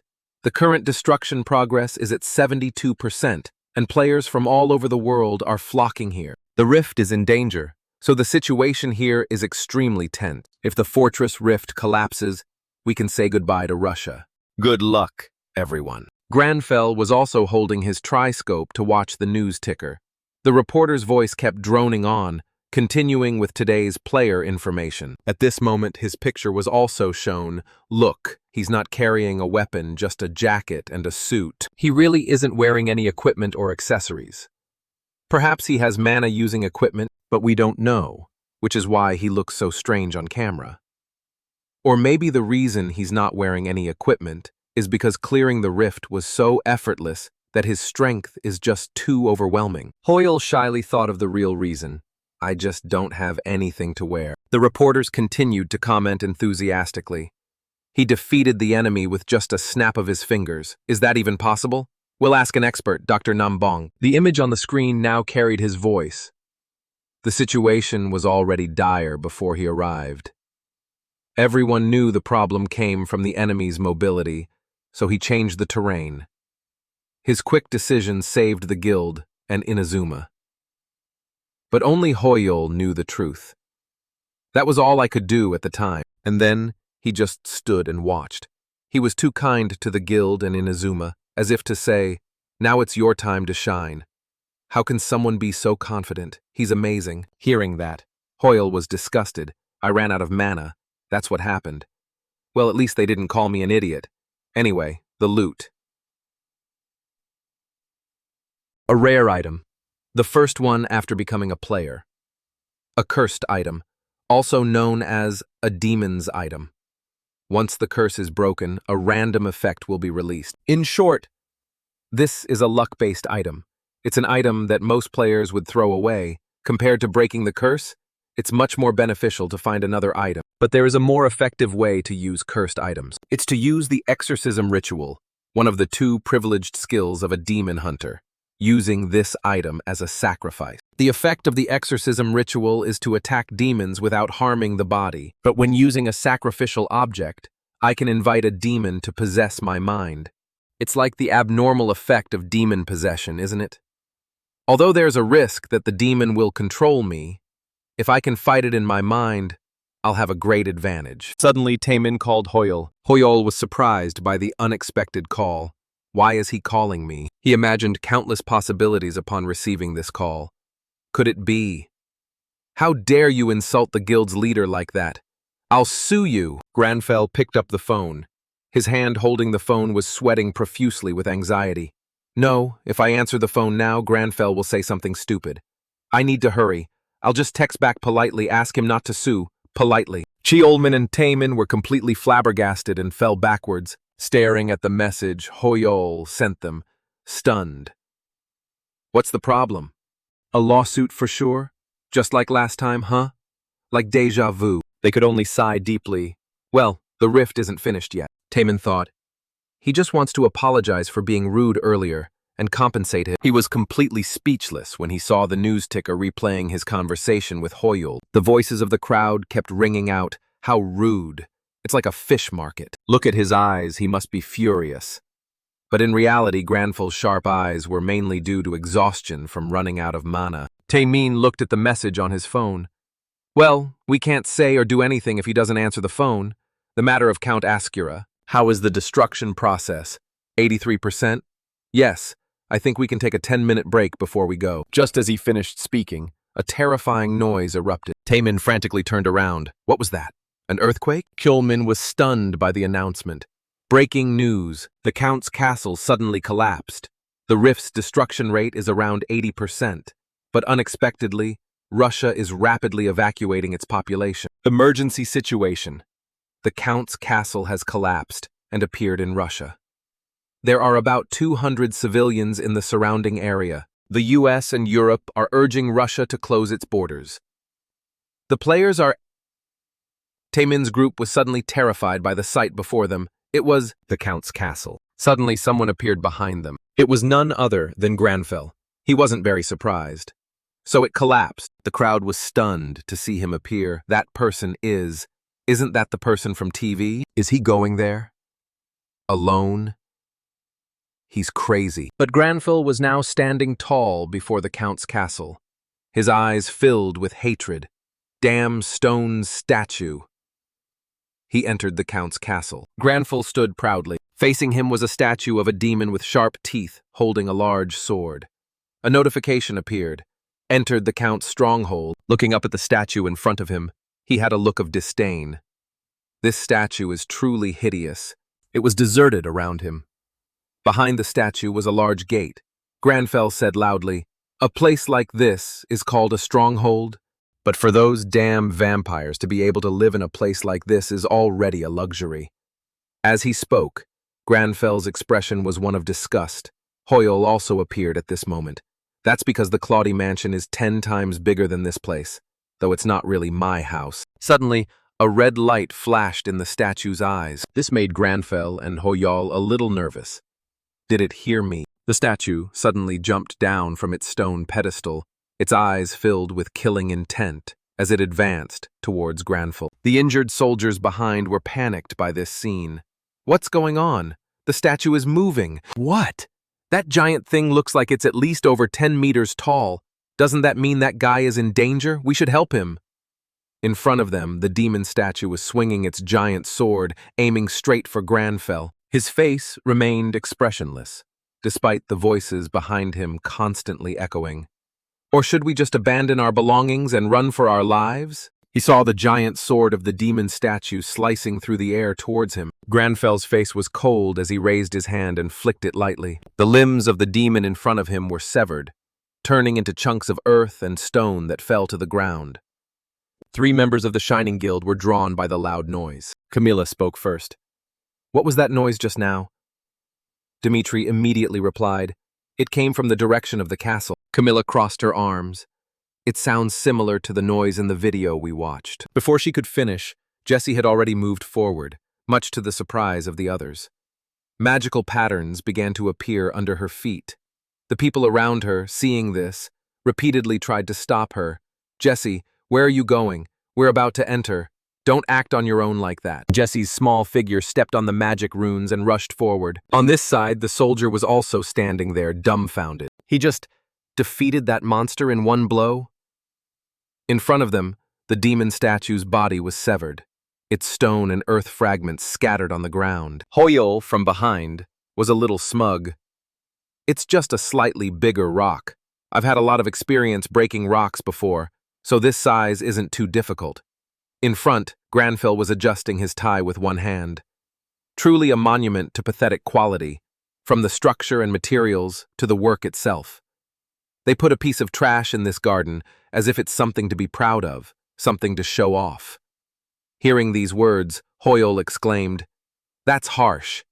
Suddenly loud cries echoed from behind, startling Granfell and making him turn around. An army stormed in from the gate, passing through him, shouting relentlessly, "The gatekeeper is dead! This is our chance! Everyone charge!" Hoyol seemed to realize something.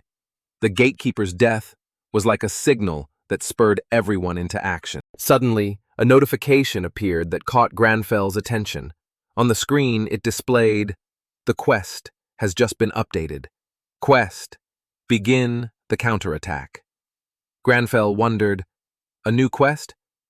Is this the condition to enter the city? But what the hell is the fear of being hunted? Do I have to complete this kind of request? Granfell thought as he quickened his pace. Behind him, Hoyol still hadn't caught up. "Hey, where are you going?" Granfell replied urgently. "There's no time to hesitate." Looking at his appearance, Hoyol was a little panicked. "Hold on. Think for a second. We can't just charge in and start killing like this. And how are you going to scare them? Count Ascura is level 430, and I'm only level 100. Granfell was just cold, and I'm a demon hunter." Hoyol was a little angry. So what? Suddenly, Granfell became gloomy. Looking at the white room with a candlelit banquet table in front of him, he wondered, what is this place? A banquet hall? Suddenly, something startled Granfell. His eyes filled with terror. The walls were densely covered with portraits of Count Ascura. Looking at those paintings scared Hoyol, and he pressed himself against Granfell's back. The atmosphere was incredibly eerie. On the other side, a sword plunged violently into the ground. Taemin, with both hands on the hilt of his sword, his face veined and panting heavily, announced that the guild had successfully breached the Count's stronghold. He yelled, "Damn it!" There were others behind him. Chulmin's voice called out, "Taemin, are you okay?" Taemin was being treated at the time, his face still beaded with sweat. "I'm fine, just a little out of breath. Ever since I entered this banquet hall full of paintings, I've had the feeling that I'm being watched." As he spoke, he looked up at the portraits of Ascura hanging silently on the walls. On this side, Taemin's voice kept coming through to Chulmin. "It's like that strange statue from before was possessed by a demon." Chulmin's voice echoed back, startling the people on this side. Portraits. They're portraits of demons. Burn them all. At the command, the paintings on the walls were engulfed in flames. Tamin's entire body was enveloped in a green light. There was a hint of surprise in his eyes. Suddenly, I feel much better. Chiomin, on this side, his eyes still fixed on the computer screen, suddenly understood. No wonder. I kept wondering why the first players to enter here retreated. It turns out Everything in that castle is a trap. Every statue, portrait, and piece of furniture in there can cause abnormal status effects. No wonder the Shining Guild wouldn't enter through the main gate. Hearing Cholmin's words, Taemin sighed. Damn it! It seems they're much more experienced than I am. His eyes were filled with seriousness as he thought. But my profession is. However, my resistance to abnormal status effects is much better. But just a few portraits at the entrance to the hall are already this terrifying. So I don't know what it will be like if I go deeper. With each thought, the hallway ahead exuded a creepy and mysterious aura. On this side, Granfell still stood silently looking at the portraits in front of him, unable to help but comment, "These portraits, they're so ugly they're blinding. Seriously, I don't know how people can eat with these things on the wall and not puke. Is your stomach made of steel?" he said as he strode forward, his face full of annoyance. Hoyol saw that he was upset and immediately exclaimed why he was so cruel. As Granfell walked, he glanced around and kept saying that the statues from before were so disgusting, poor rocks that suffered and were carved into something even uglier than the original. Why do they keep displaying rows of ugly things like this? Now I understand why people say narcissism is also a disease. Even the layout of the castle is stupid. The paths are horizontal and vertical everywhere, more cluttered than an anthill, and then there are open halls leading to dead ends. I don't know who designed a structure like this. Maybe that guy's head is only used to grow hair. While criticizing him, he raised his hand to his forehead with an extremely helpless expression. Hoyol on the side was a little speechless. Are you a real estate agent or something? Suddenly, Granfell's eyes caught sight of something. He looked up. In front of him was a long flight of stairs leading to a large door. He looked at the thing in front of him, his eyes filled with interest. So this is the place? It stinks to high heaven. Indeed, a damp air emanated from the door. Without hesitation, he moved forward. Hoyol was still calculating in his head. Architecturally, this must be the center of the castle, right? Granfell's senses were telling him so. Behind that door is Count Ascura. With each thought, his steps quickened on the stairs. Granfell's face was serious as he looked ahead. It's too quiet.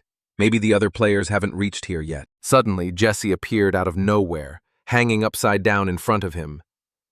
Found you. Her face beamed from behind a cascade of golden hair. I saw it, you know. Your magic is so cool. Granfell remained expressionless, his face as cold as stone. Jessie had a cheerful expression, turning to Granfell to confirm again. It's you, right? Hoyol from behind had a look of utter astonishment on his face. She's flying! What the hell?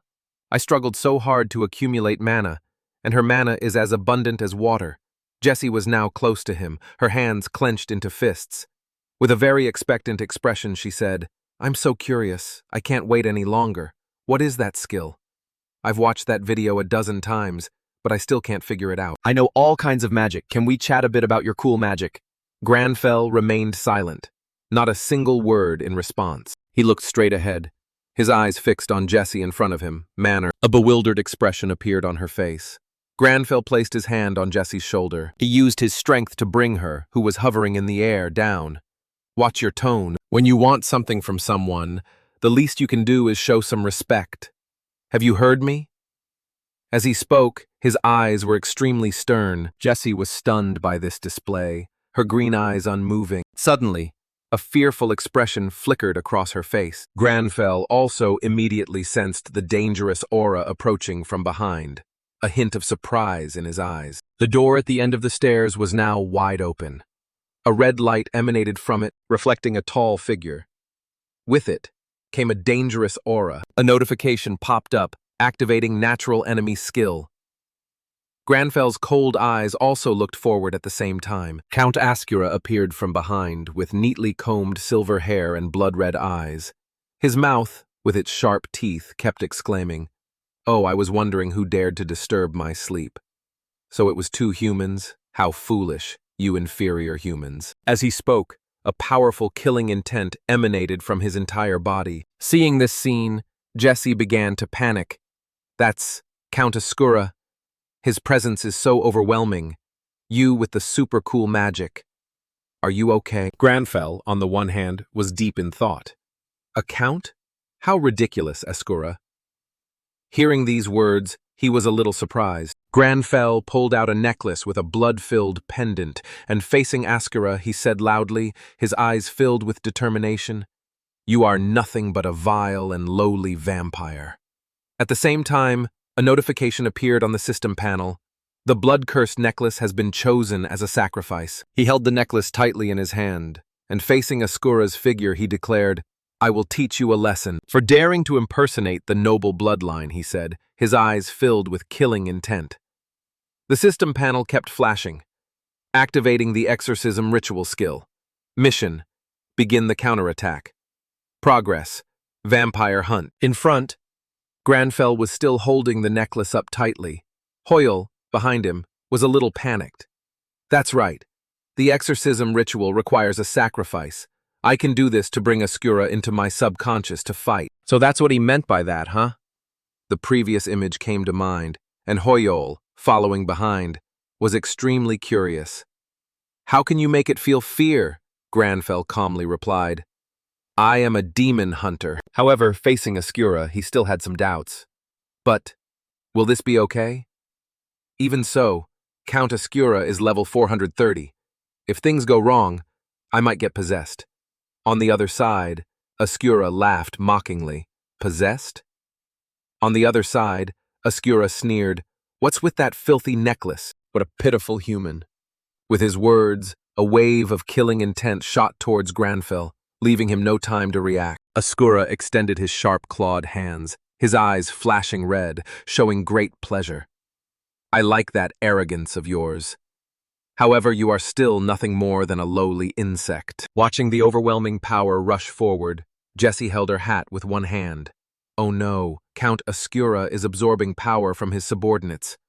Hoyle, beside her, was no better off. I know it seems the situation is not good. He was already over 300.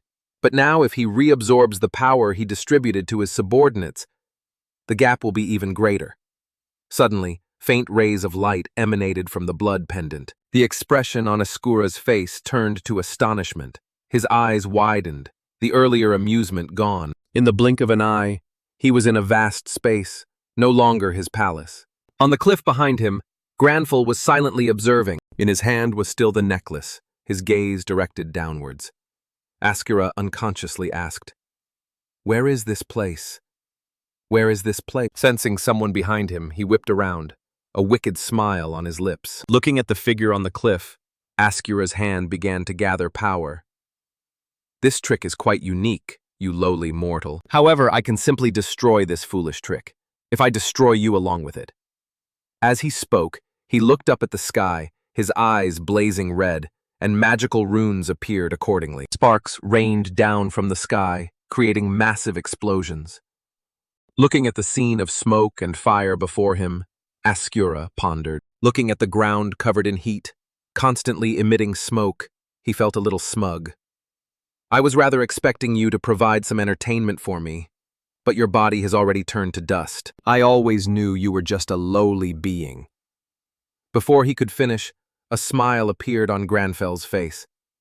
"So that's how you see me, Ascura?" Seeing Granfell still in place, unscathed, he was a little surprised. Ascura's eyes were bloodshot, his face filled with rage. "You? How are you still alive?" Granfell looked down from above, triumphant. "Look closely, Ascura. Let's see who's the one who has to die." Hearing these words, Ascura felt a twinge of unease. Suddenly terror appeared in his eyes, and cold sweat dripped down uncontrollably. The image of a defeated Ascura appeared before M.A., his eyes devoid of life. This rooted Ascura to the spot. His face was filled with terror, sweat pouring down, his mouth constantly stammering. Returning to the real world, Ascura was struck and covered his face, releasing an immense wave of killing intent. He looked at the two humans in front of him, disbelieving what he saw. "This is absurd, impossible. This must be some kind of trick." "Yes, a trick. Tricks like this can be easily broken by me," Ascura kept reassuring himself. Jessie, on the other side, still didn't understand what was happening. "What's happening?" The mage is still standing still, but Count Ascura is falling into a rage. Granfell was still wearing a smug smile. "Oh my, Ascura, it seems you're scared." Ascura was still clutching his head, his face terrified, panting heavily. Suddenly he erupted. A large section of the castle roof was blown away. "Shut up, you insect!" Winds rushed in through the opening. Granfell didn't flinch. He remained standing still. Hoyol, from behind, looked up at the gap above and exclaimed, "The entire attic of the castle is gone." I almost died. I didn't even have time to react. As he thought this, he felt a chill. Jesse's eyes were filled with admiration. "You predicted that last attack would miss, didn't you? You look so relaxed. I have to create a shield as a habit now. You're amazing." Suddenly a notification appeared. Exorcism ritual skill. This startled Ascura. Shielding himself with one hand, he thought, what is it this time? But hearing his words, the system continued to explain, a skill that allows the user to attack the demon without harming the user's body. However, another effect can be achieved by using a tribute item. That effect is to force the demon to enter the demon hunter's subconscious. With each word from the system, a large image of Granfell reaching for Ascura appeared. He screamed incessantly, "Stay away from me! Stay away from me right now! Don't come near me!"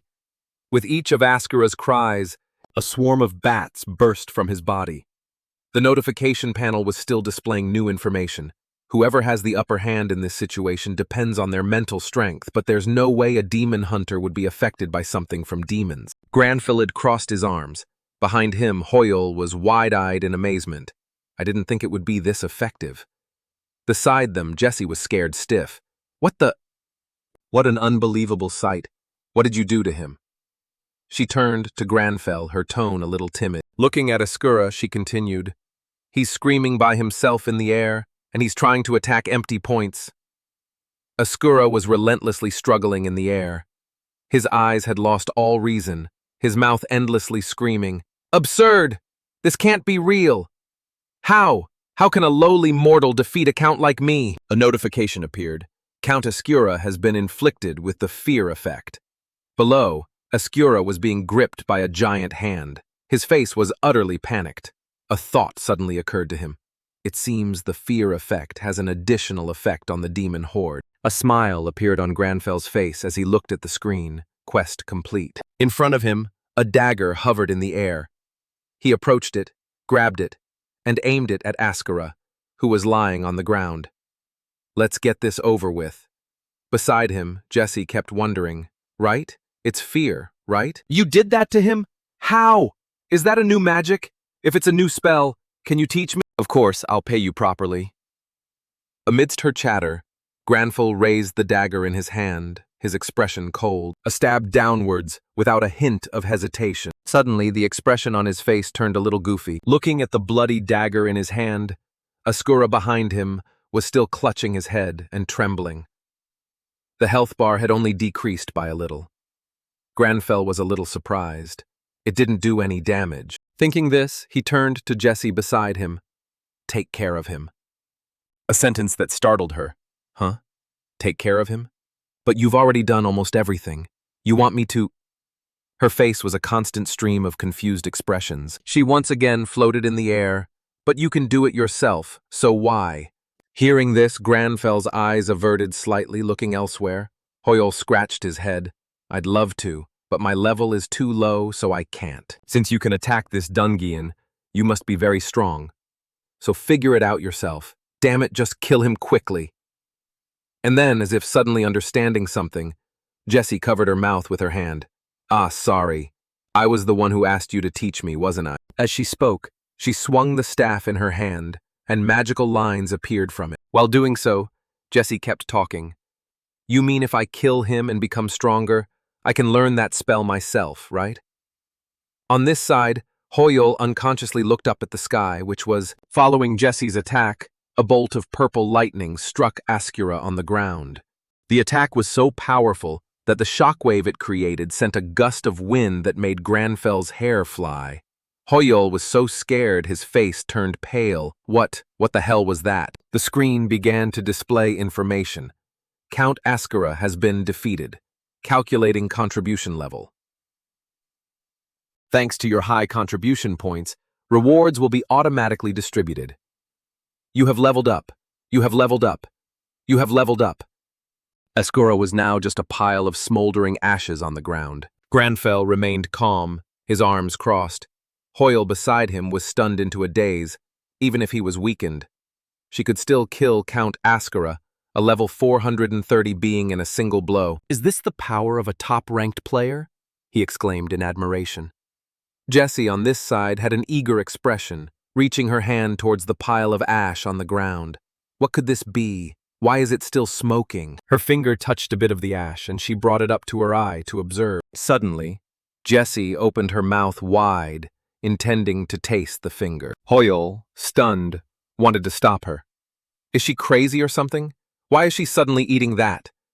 Granfell's eyes suddenly focused on the notification display. Comparing class quests. Transformation. You have completed the quest. A new class quest is being assigned. The transformation class quest chain has been formed. Looking at these notifications, Granfell was a little surprised. Suddenly, a loud shout echoed through the space. "Jessie!" All our abnormal status effects suddenly disappeared. "Was that your doing just now? Did you defeat Count Ascura?" A group of people from the Shining Guild rushed over in a frenzy. Hearing this, Jessie was a little hesitant. Suddenly Locke's gaze fell on Granfell, that person. Jessie turned her gaze towards Granfell beside her, which made him a little confused. Jessie spoke. "Forgive me. Although I'm not used to this, I will do my best." Hearing these words, Granfell's face remained cold. Jessie then placed a hand on her chest, her expression very sincere. "My name is Jessie Hines.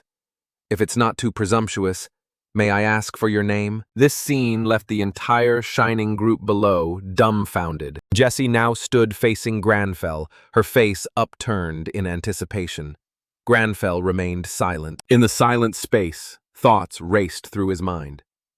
She said, "I'm not a very polite person," but she was willing to change and learn. "I'll tell her my name as a favor to her. This young man's name is Lee Ho-jun, not this handsome, white-haired guy, but the black-haired dude behind him." It turns out, the young man had accidentally transmigrated into the body of a character he created in middle school named Granfell. But instead of becoming that character like in other stories, he could only become another personality to help Granfell develop his powers. Moreover, since he died, the game world has become real, and cruel monsters have started to run rampant. You think awakened people will appear next? No, you're wrong. Only those who have played this game can gain special powers, and whether you're strong or weak depends on how you created your character before. However, the main character's awakening was not as expected, because in middle school, the young man always wanted to create a character with a cool boy personality, so all the cringy ideas of a teenager were poured into the character Granfell. This indeed made him seem cool,